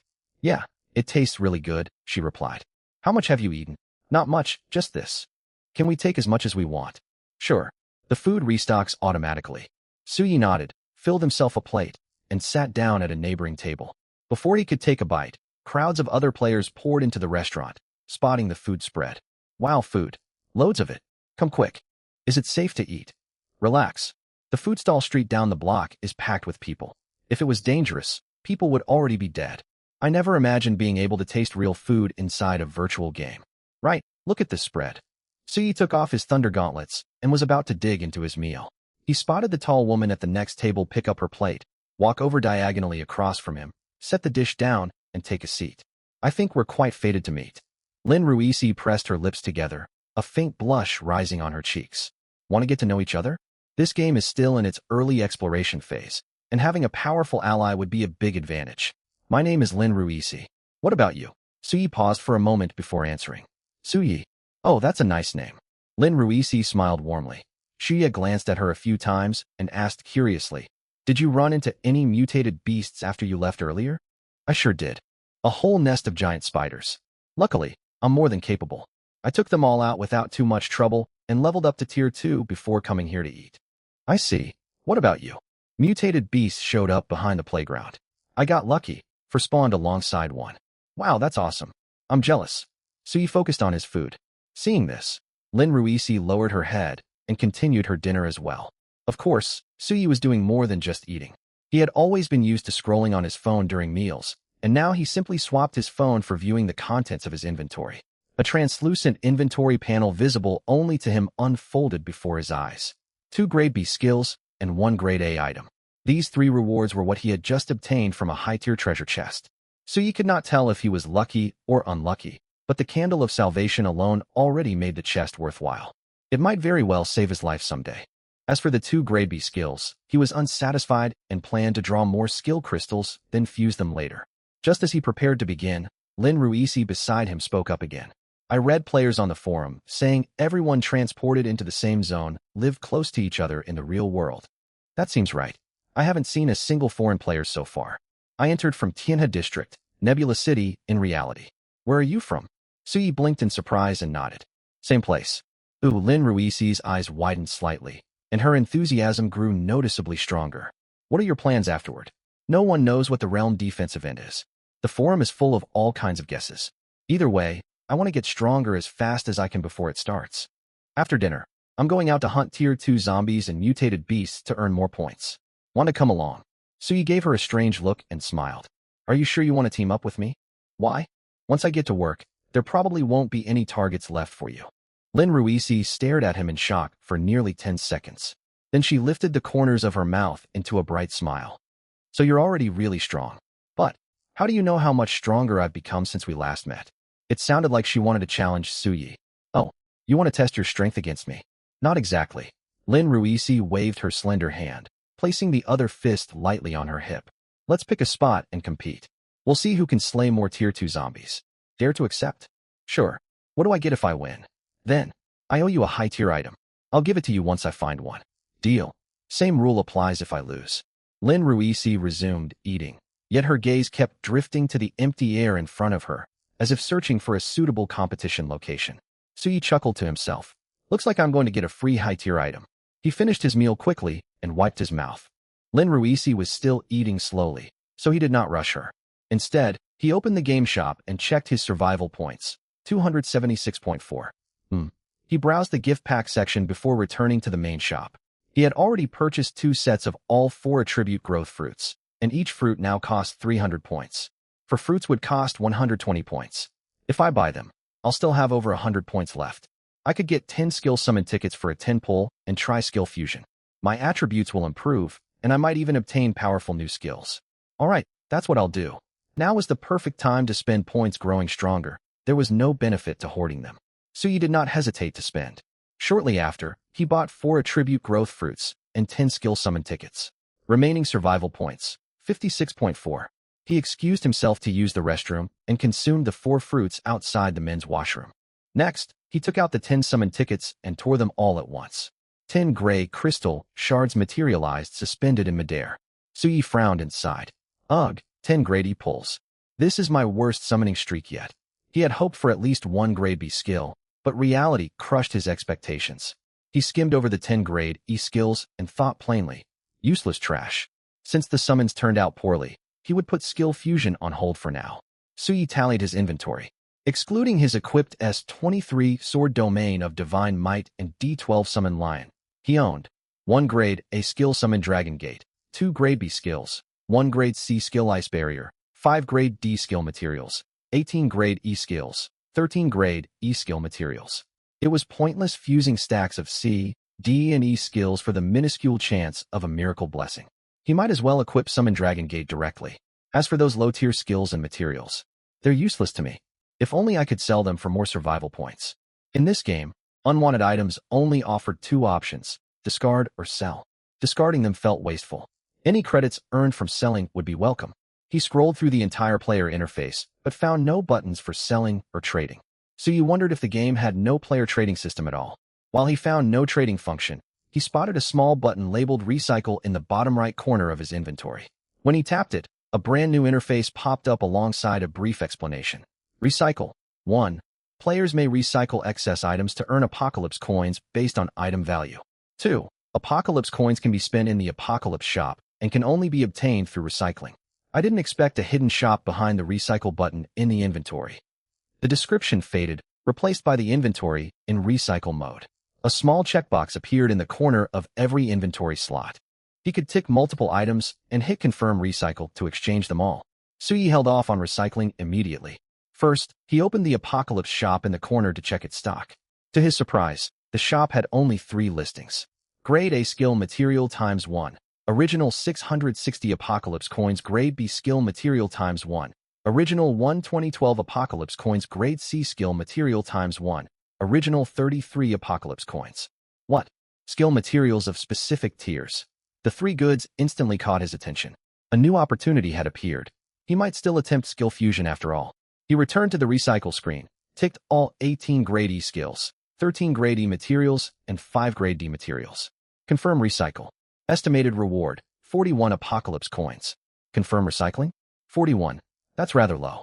He added C398, Ice Barrier to the selection. Estimated reward, 46 Apocalypse coins. Confirm recycling? Only 5 extra coins for a grade C skill. Suyi thought it over. Recycling all these low-tier items would let him buy 3 grade B materials. Combined with his existing 2 grade B skills, he could perform 2 fusion attempts. 2 fusions for a chance at a solid grade B skill were decent odds. If he obtained a strong new grade B skill to replace D12 Summon Lion, his loadout would become S plus A plus B. The prospect was incredibly tempting. Fueled by that thought, Suyi tapped Confirm. Recycling successful. Obtained Apocalypse coins, 46. Suyi first purchased 1 grade B skill material. He opened the skill fusion panel and placed the 2 grade B skills from the high-tier chest alongside the new material. Fuse. Fusion successful. Acquired skill, reverse. What? Suyi's eyes widened in shock. Immunity plus reflection for debuffs? How could such a powerful skill only be grade B? It seems low-tier skills with early serial numbers can become hidden powerhouses. I'll save the remaining Apocalypse coins. Equipping B07 Reverse is absolutely worthwhile. Shortly afterward, he unequipped D12 Summon Lion and equipped a 633 Summon Dragon Gate alongside B07 Reverse passive. The final 3 lines of his character panel looked even stronger. Skills 3/3, S23, Sword Domain of Divine Might, a 633 Summon Dragon Gate, B07, Reverse Passive Combat Power Index, 127.1 Global Player Rank. One skills have a massive impact on combat power. Right after he spoke, a new achievement notification surfaced. Congratulations! You have unlocked the achievement, Power Surge. Achievement requirement: reach a combat power index above 100 for the first time. Reward: survival points times 100. A smirk tugged at Suye's lips. You're certain we compete here? It was 6:35 p.m. outside the Golden Eagle Tower. Suye stared up at the 100-meter skyscraper with a peculiar expression. Countless players streamed in and out of the entrance. From their excited chatter, it sounded as if countless monster spawn zones waited inside. Yep. Lin Ruisi blinked and nodded. I was browsing our regional forum, and everyone's talking about this tower. Lots of players say this building is the hub of our zone. Every floor holds dozens of rooms that constantly spawn zombies and mutated beasts, including plenty of Tier 2 foes. Everyone's flocking here. That's why I brought you. What's wrong? Suye shook his head and smiled. Nothing. I just assumed you'd pick somewhere densely populated with monsters, but fewer players. Haha. Other players shouldn't interfere much. Lin Ruisi tucked stray hair behind her ear and shot Suye a teasing glance. Or do you think other players are capable of stealing your kills? Humph. Suye chuckled and folded his arms. How do we decide who slays more? Simple. Lin Ruisi swept her hands in a wide circle. There are tons of people around. The crowd will know the truth. We just need to ask, and we'll get our answer. Her sweet, playful tone drew glances from several male players walking past. Fine. We'll trust the crowd's judgment. Suye checked the in-game time. In a few seconds, it will be 6:36.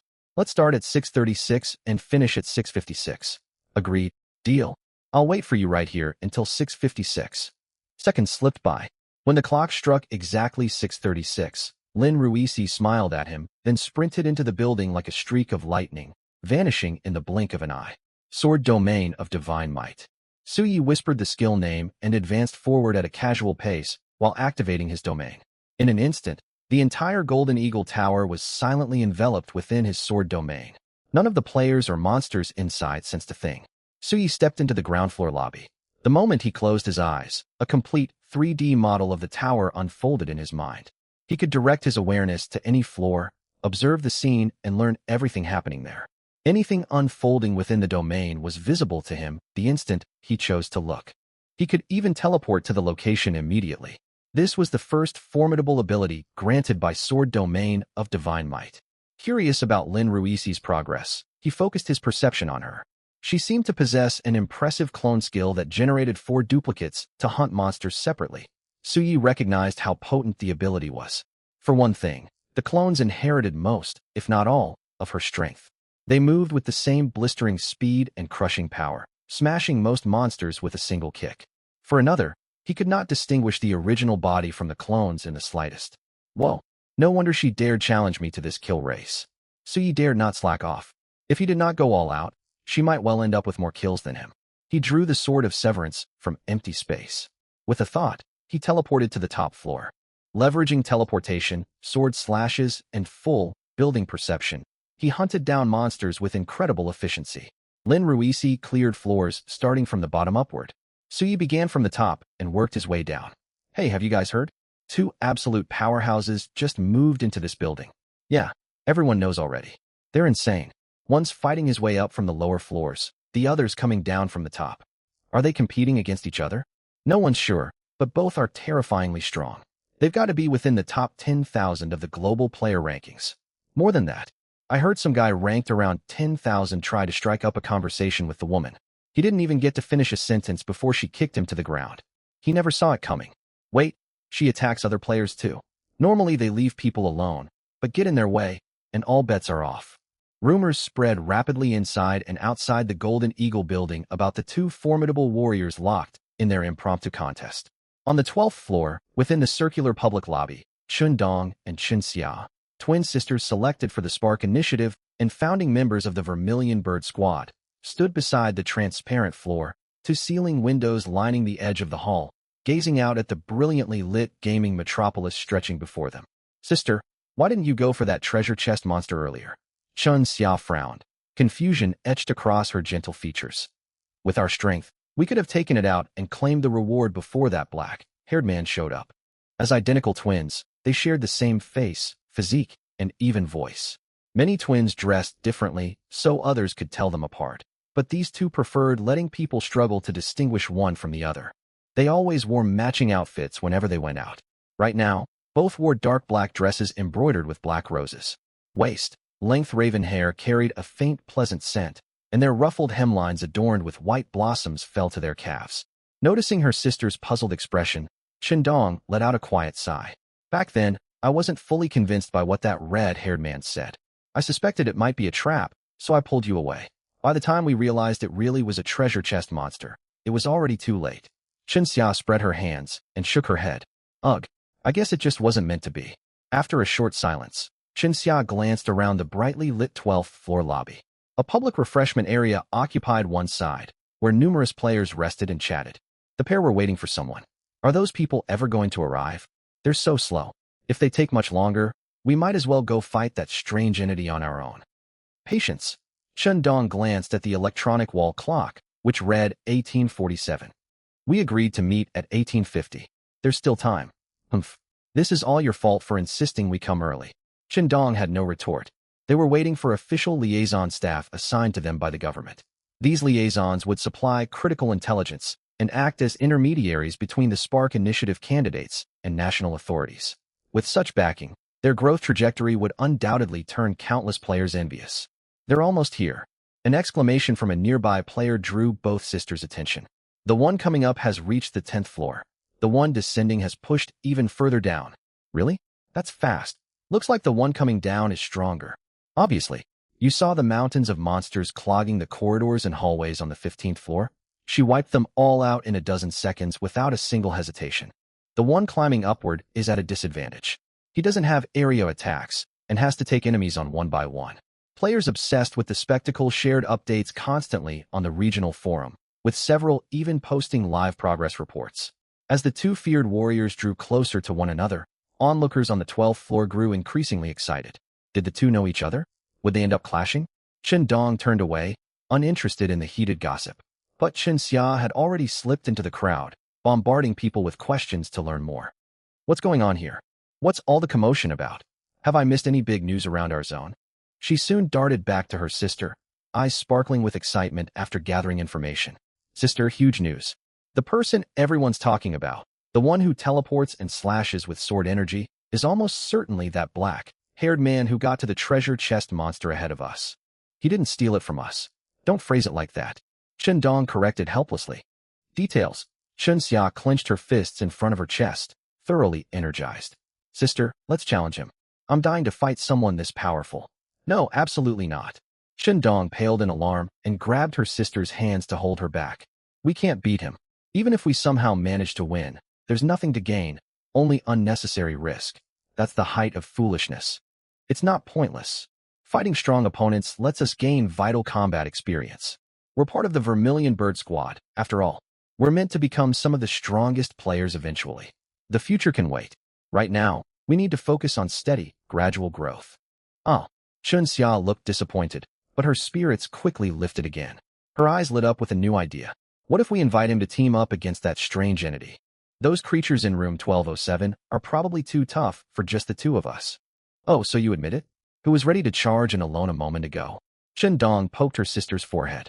Still, her sister's suggestion held merit. 12th floor, Golden Eagle Building. A black-haired youth abruptly materialized in a corner of the main hall.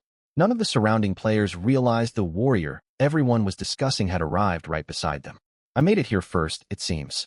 Su Yi exhaled, releasing the intense focus of combat and settling back into a relaxed state. He immediately opened his quest log.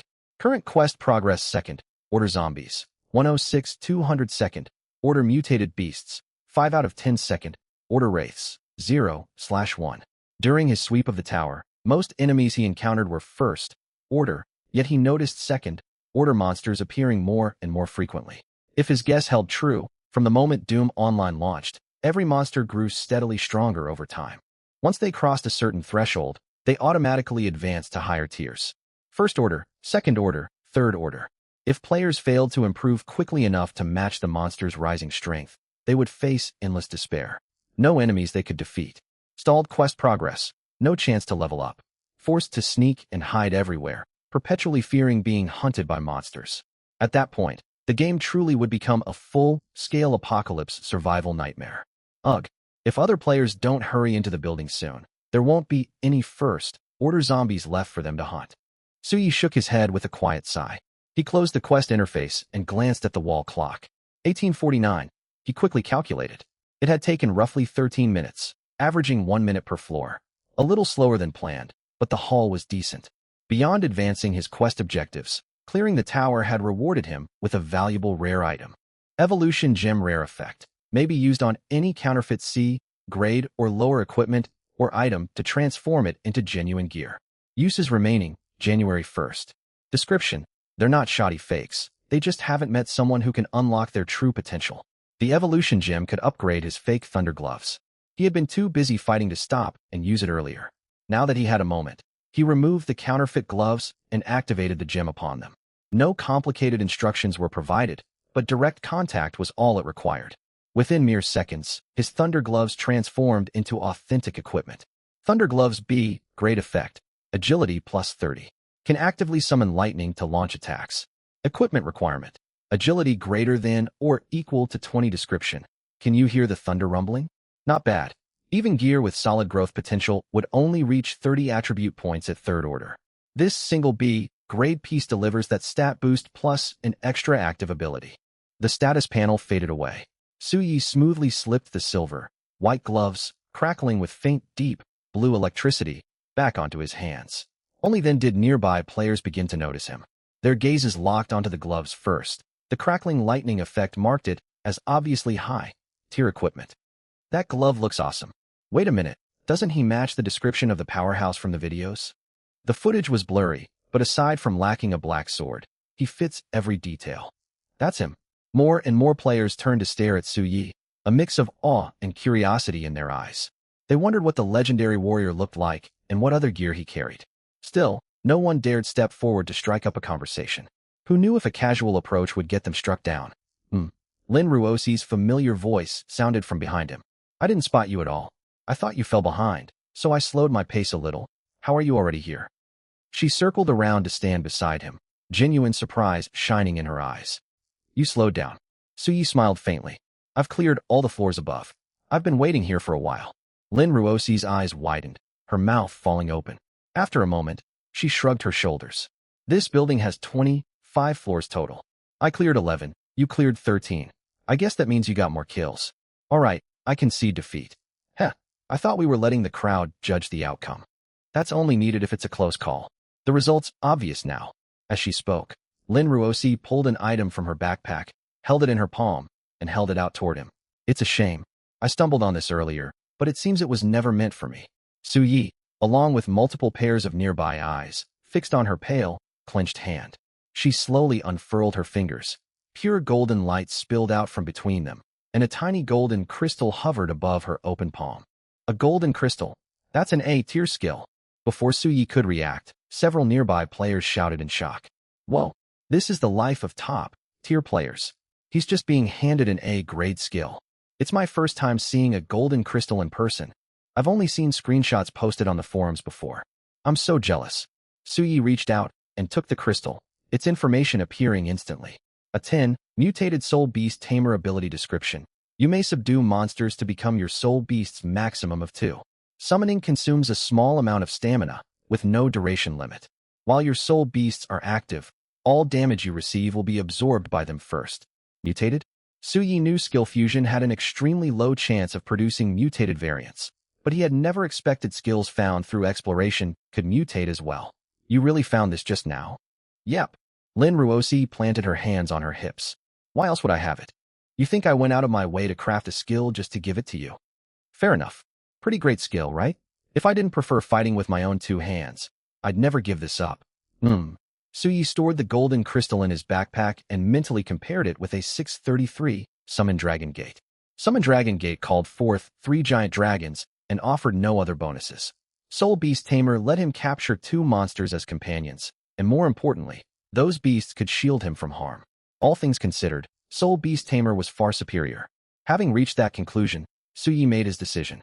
He unequipped a 633 Summon Dragon Gate and equipped a 10 mutated Soul Beast Tamer instead. Truth be told, he had never been eager to use Summon Dragon Gate after equipping it. Summoning 3 massive dragons sounded incredibly stamina-intensive, and he feared he might collapse from exhaustion mid-fight. Capturing soul beasts, on the other hand, didn't sound like it would drain him dry. After finishing the adjustment, Suyi noticed something odd. His overall combat power rating hadn't shifted at all. Interesting. He stroked his chin thoughtfully. It seems combat power rating is only a rough reference. Exactly. Before Suyi finished speaking, a lively female voice cut into their conversation. Overall combat power is merely a reference value generated from each player's status panel. It cannot perfectly reflect true battle strength. In other words, a player with a lower ranking can absolutely defeat someone ranked higher. The voice belonged to a pair of twins wearing matching dark black dresses, who stepped forward to stand before them. Suyi recognized them immediately. They were the 2 players chasing the treasure chest monster earlier. Hello. Fearing her sister would immediately demand a spar, Qindong quickly introduced herself. I'm Qindong, and this is my younger sister Qinxia. We are members of the Vermilion Bird Squad under the Spark Initiative. Ooh. Lin Ruosi drew out the word. Suyi turned to her. What's the Spark Initiative? No clue. Lin Ruosi shook her head. But it sounds impressive. Qindong was about to explain, but before she could speak, every light in the building cut out abruptly. As if an invisible force had severed power, the entire Golden Eagle building and the surrounding zone sank into complete darkness. What's happening? A blackout. This can't be an ordinary power failure. Monsters must be behind it. Everyone stay calm. Turn on lights. Ignite torches if you have nothing else. Panicked shouts erupted from the players. Everyone knew zombies and mutated beasts thrived in darkness. Night had already fallen, and shadowy wraiths could appear out of nowhere in the blackness. The thought that hostile creatures could lurk inches away sent nearly everyone into a state of alarm. Worse still, players witnessed red warning text flash across their vision for the first time since logging into the game. Warning, Zombie King detected. Warning, Zombie King detected. Warning, Zombie King detected. 3 consecutive crimson alerts froze every player in place, silencing their chatter. Zombie King? What tier of monster could that be?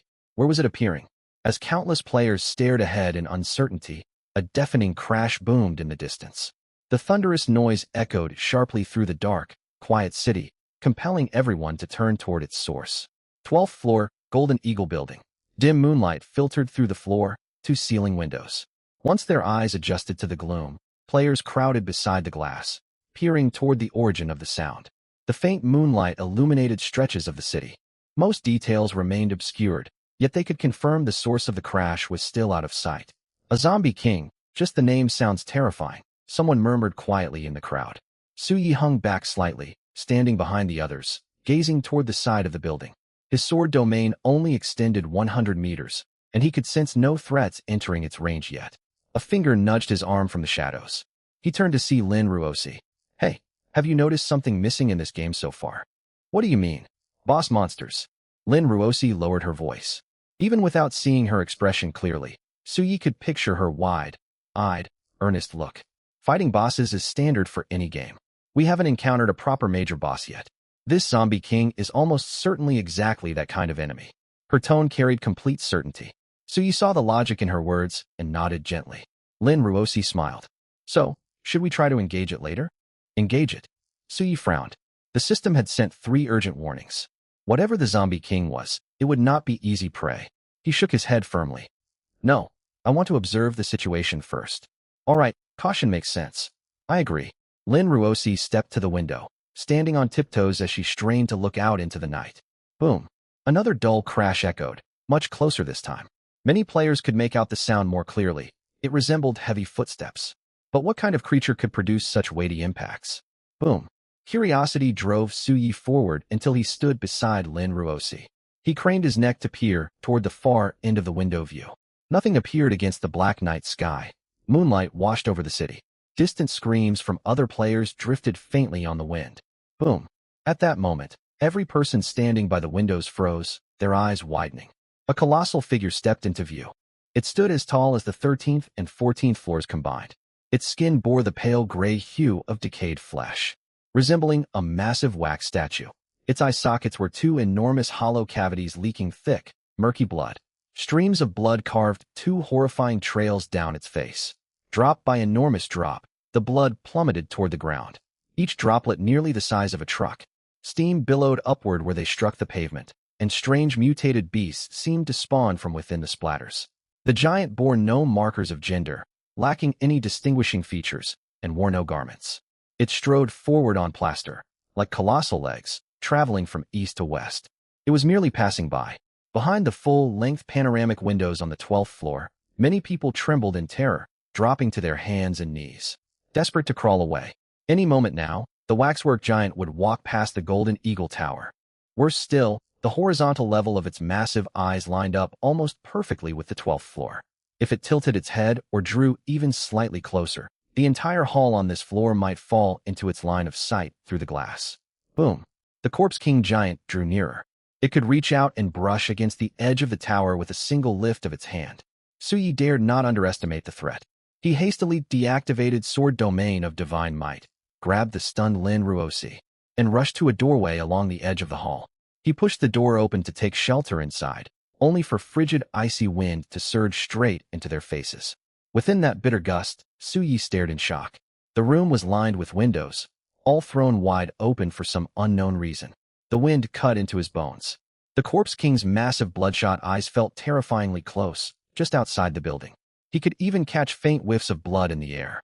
Suyi jolted back, yet remained calm. He carefully shut the door, then led Lin Ruosi out into the corridor, hidden from view outside. Cold chills seeped in from every direction, and the air temperature plummeted noticeably. In the shadowed corridor, Suyi could make out dozens of people huddled on the ground, clamping their jaws shut and shaking violently, whether from cold or fear. Though he stood firmly against the wall atop solid flooring, a strange sense of weightlessness had crept over him, as if he might tumble down from the high, rise at any second. Just then, a warm figure pressed against his chest. He glanced down to see Lin Ruosi, the girl he had brought here. "I feel like I'm falling." One hand clung tightly to Suyi's, while the other gripped his clothing.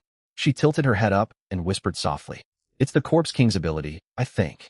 I'm sorry, I'm afraid of heights. This sensation scares me badly." "It's all right."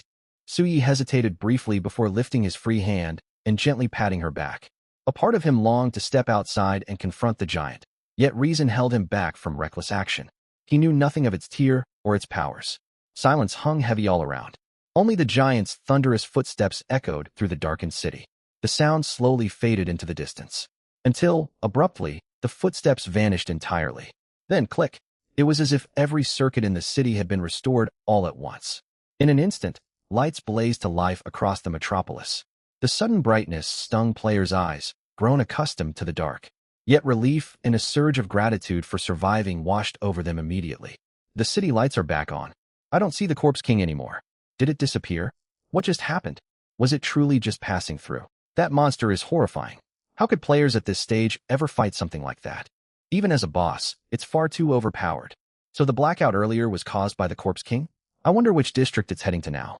Players in other areas will have to fend for themselves. Wait. The countdown for the reality defense battle only has 4 minutes remaining. Suyi walked to the floor, to ceiling window, and gazed out over the brightly lit city. He drew a deep breath and exhaled slowly, releasing all built-up tension. Lin Ruosi watched him and copied the motion. She stretched her arms overhead, tilting her chin upward. Her long black hair cascaded down her back, her graceful frame outlined clearly. She suddenly turned to Suyi. "Where do you think the Corpse King is going?" "Who can say? Perhaps it wanders aimlessly." As they spoke, Chen Dong and Chen Xia emerged from a shadowed corner. The elder sister wasted no time cutting straight to the point. Two powerful warriors. The title made Suyi fight the urge to smile. No one had ever addressed him like that before. The event to return to the real world is starting soon. We don't know exactly what awaits us, but time is running short. Room 1207 on this floor holds several Tier 2 wraiths. My sister and I can't guarantee victory on our own. Would you two join us?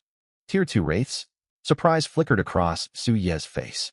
He had detected nothing when he unleashed Sword Domain of Divine Might earlier. Even so, he agreed readily. I'm in. I've been looking for wraiths to eliminate anyway. Lin Ruosi also had related quests, so she did not decline. Shortly after, the four stood outside room 1207. Sword Domain of Divine Might. Before opening the door, Suyi cautiously activated his domain. Within its reach, every detail inside the room unfolded clearly in his mind. It appeared to be an ordinary apartment. 2 zombies roamed the living room, and a large spider clung to the bathroom ceiling. No other obvious threats presented themselves. If they hadn't mentioned belonging to the Vermilion Bird Squad, Suyi would have doubted the accuracy of their intelligence. He twisted the doorknob, and the four stepped inside one after another. The 2 zombies in the living room snarled and charged upon spotting intruders. Suyi, leading the group, drew his sword from thin air. 1 strike, 2 strikes. Fluid, effortless blows brought both charging zombies down instantly. 2 Tier 2 zombies eliminated. Survival points +2. He released his grip, and the black sword vanished into nothingness, leaving the 3 others staring in amazement.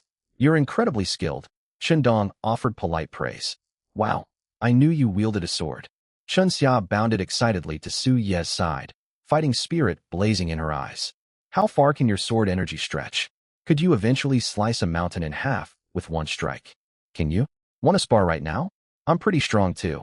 Chen Dong quickly smiled awkwardly and pulled her sister back. Forgive her. She's always like this, overconfident and lacking self-awareness. Suyi paid the minor interruption no mind. He scanned the room and asked directly, where are the wraiths according to your information? There. Chen Dong nodded toward the bathroom, her expression grave. Half an hour ago, a group of players came to loot this floor. The mirror in that bathroom dragged them inside. They encountered 4 mirror phantoms within. These phantoms copy their victims' appearances and summon thick fog to blur everyone's identities. In the end, the clever phantoms picked them off one by one. That certainly fit the description of wraiths. Yet hearing the 4 mirror phantoms needed to ambush players sequentially to win. Suyi could not help thinking they seemed rather weak. They reached the bathroom doorway. Suyi glanced upward first, surprised to find no spider on the ceiling. As he prepared to extend his perception, a loud crash echoed beside him. He and the Chin sisters turned just in time to see Lin Ruosi lowering her extended leg. A messy smear of crushed remains marked the wall before her. Remnants of spider legs confirmed she had kicked the creature to pieces moments earlier. That flexibility, I'm envious, Chen Xia muttered quietly. Suyi looked away and stepped forward to the bathroom vanity. He tapped the mirror. Thud, thud. It sounded perfectly ordinary. Do either of you know how to enter the mirror realm? Suyi looked left and right, finding no obvious way inside, and turned to question the sisters. Chen Dong shook her head. We don't. We plan to wait and see if they pulled us in. What if we taunt them? Chen Xia suggested. No need. I have a way. Lin Ruosi stepped up to the mirror. Her pale hands wrapped around the frame, and she pulled with brutal strength. The entire mirror tore free from the wall in her grasp. Truly inhuman strength, Chen Xia whispered. Stand back.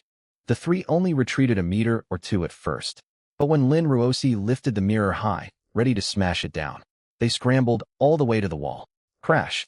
The shattering of glass rang out loudly, likely audible across the entire 12th floor. As the mirror broke, wispy cyan clouds surged out from the shards. Before their eyes, the clouds reshaped into replicas of the 4 people present. Wow, copying us right in front of our faces. Suyi could not let this slide.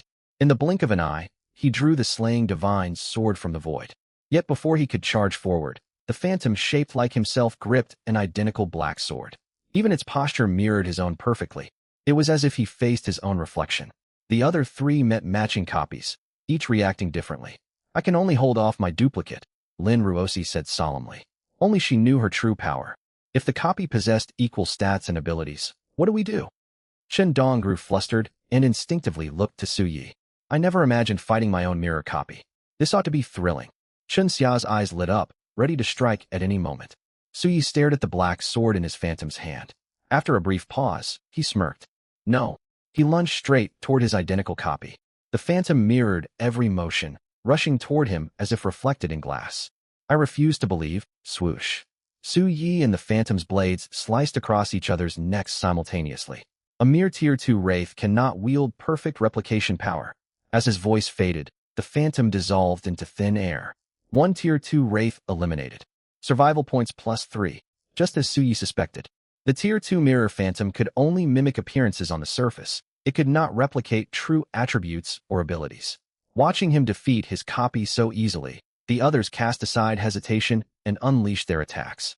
Lin Ruosi sprinted forward, her legs whipping like thunderous whips to obliterate her phantom. Dong raised her hands. Countless ice shards materialized along her wrists.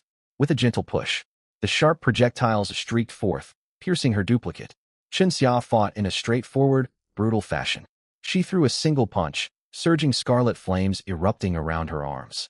In an instant, the phantom drowned beneath roaring fire. Yet everyone reined in their attacks to avoid collateral damage. Everyone except Xia. After incinerating her phantom, her raging flames continued surging forward into the wall, spreading rapidly across the room. The group heard constant booming explosions. The wall threatened to burn through, and fire raced outward. Flame light cast uneasy expressions across their faces. Sister, hold it back. Huh? I feel endless energy welling up inside. I just want to let it all out. Control yourself. I can't. My fire spirit is slipping out of control. It craves battle. It's going berserk. Su Yi and Lin Ruosi locked eyes, stunned. So her earlier urge to challenge Su Yi was fueled by her skill's influence. They watched Dong drop to her knees, pressing palms against the floor. Sheets of ice spread outward to counter the flames and stop the apartment from burning down. But the fire within Xia had found its outlet. Flames burst relentlessly from around her, alive and writhing, an eerie sight to behold. Suddenly, the scattered flames coalesced mid-air into a ferocious tiger shape. The fire tiger spun around, roared, and charged straight for Su Yi. You've got to be kidding me. Su Yi inwardly groaned. What kind of skill produced a creature with its own will? And it targeted him directly. Xia was dead, set on fighting him. He prepared to defend himself, when streaks of lightning flashed beside the fire tiger's head. In the next moment, Lin Ruosi appeared within the lightning. A thunder-charged fist slammed hard into the tiger's cheek. The fiery beast burst apart, scattering sparks everywhere across the room. If you want to fight, I'll be your opponent.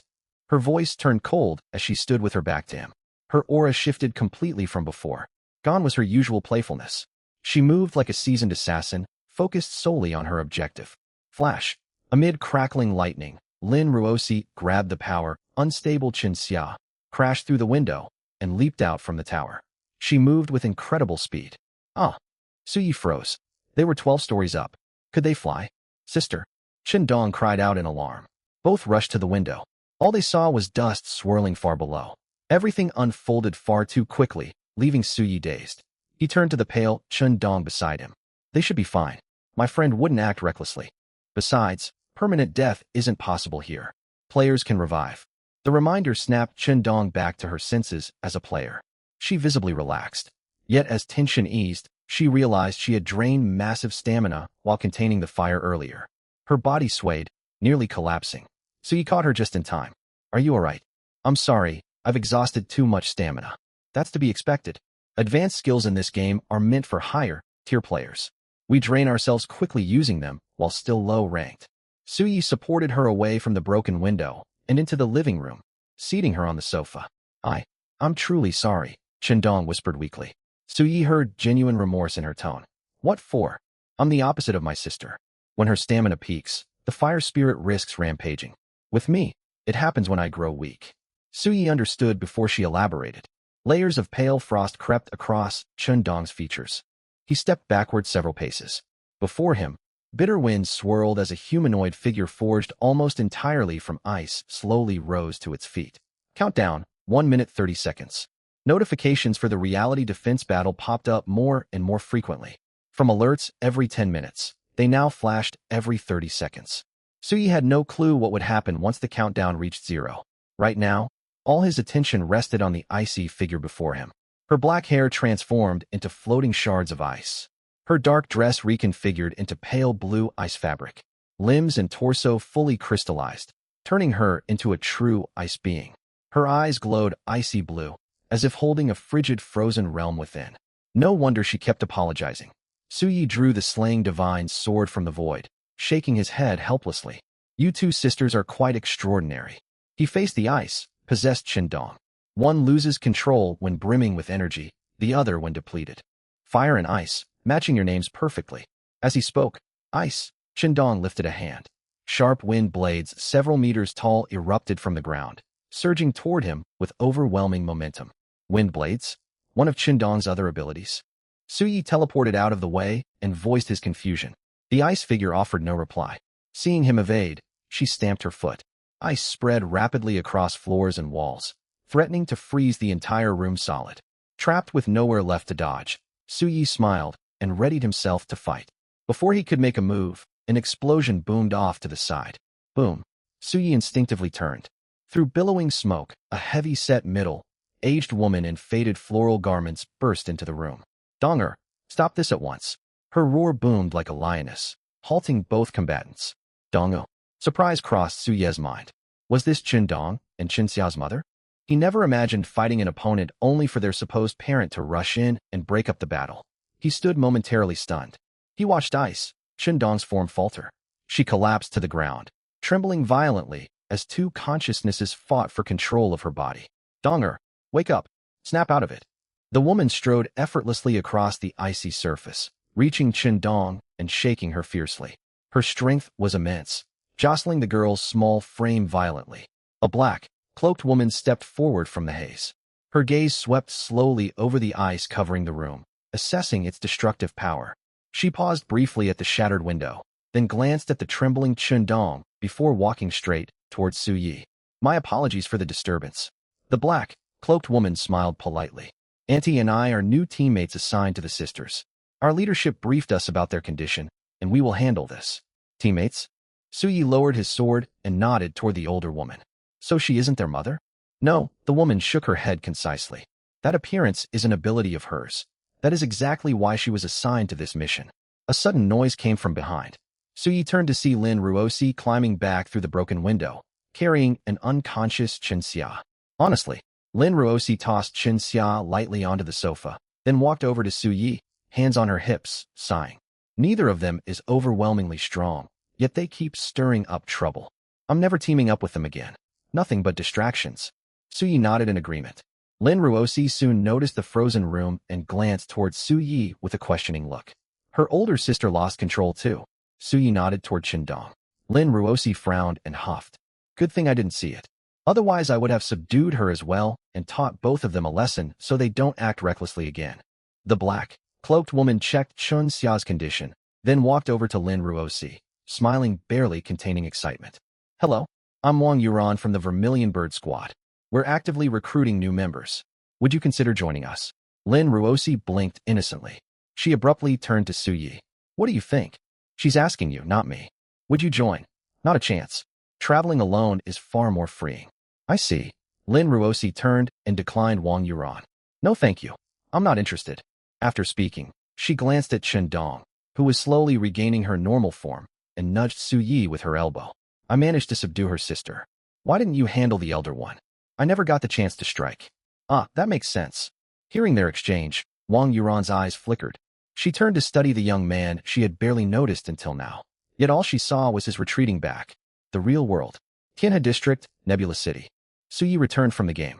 The countdown on his vision showed less than 30 seconds remaining. Countdown, 23 seconds. Countdown, 22 seconds. Countdown, 21 seconds. The reality defense battle. Monsters will likely appear in the real world. I should head to the rooftop. The view is wide open there. He activated Sword Domain of Divine Might and teleported to the building's rooftop. The stars shone brightly, and cool night wind swept across the open space. He expected the rooftop to be empty. Instead, over a dozen people stood there chatting and watching, faces mixed with anticipation and anxiety. Several noticed his sudden arrival and stared with surprise and envy. Others nodded politely. They were all residents of this apartment complex. Su Yi did not act overly cold and nodded back gently. A gentle voice called out nearby. Xiao Su, you came up to enjoy the breeze as well? Su Yi turned to see an elderly white-haired man dressed plainly, leaning against the wall in a chair with a cane resting beside him. His name was Su Jiai. He was a famous wealthy figure in Nebula City, owning numerous hotels, shopping malls, and residential buildings, including Wanlin Apartments where Su Yi resided.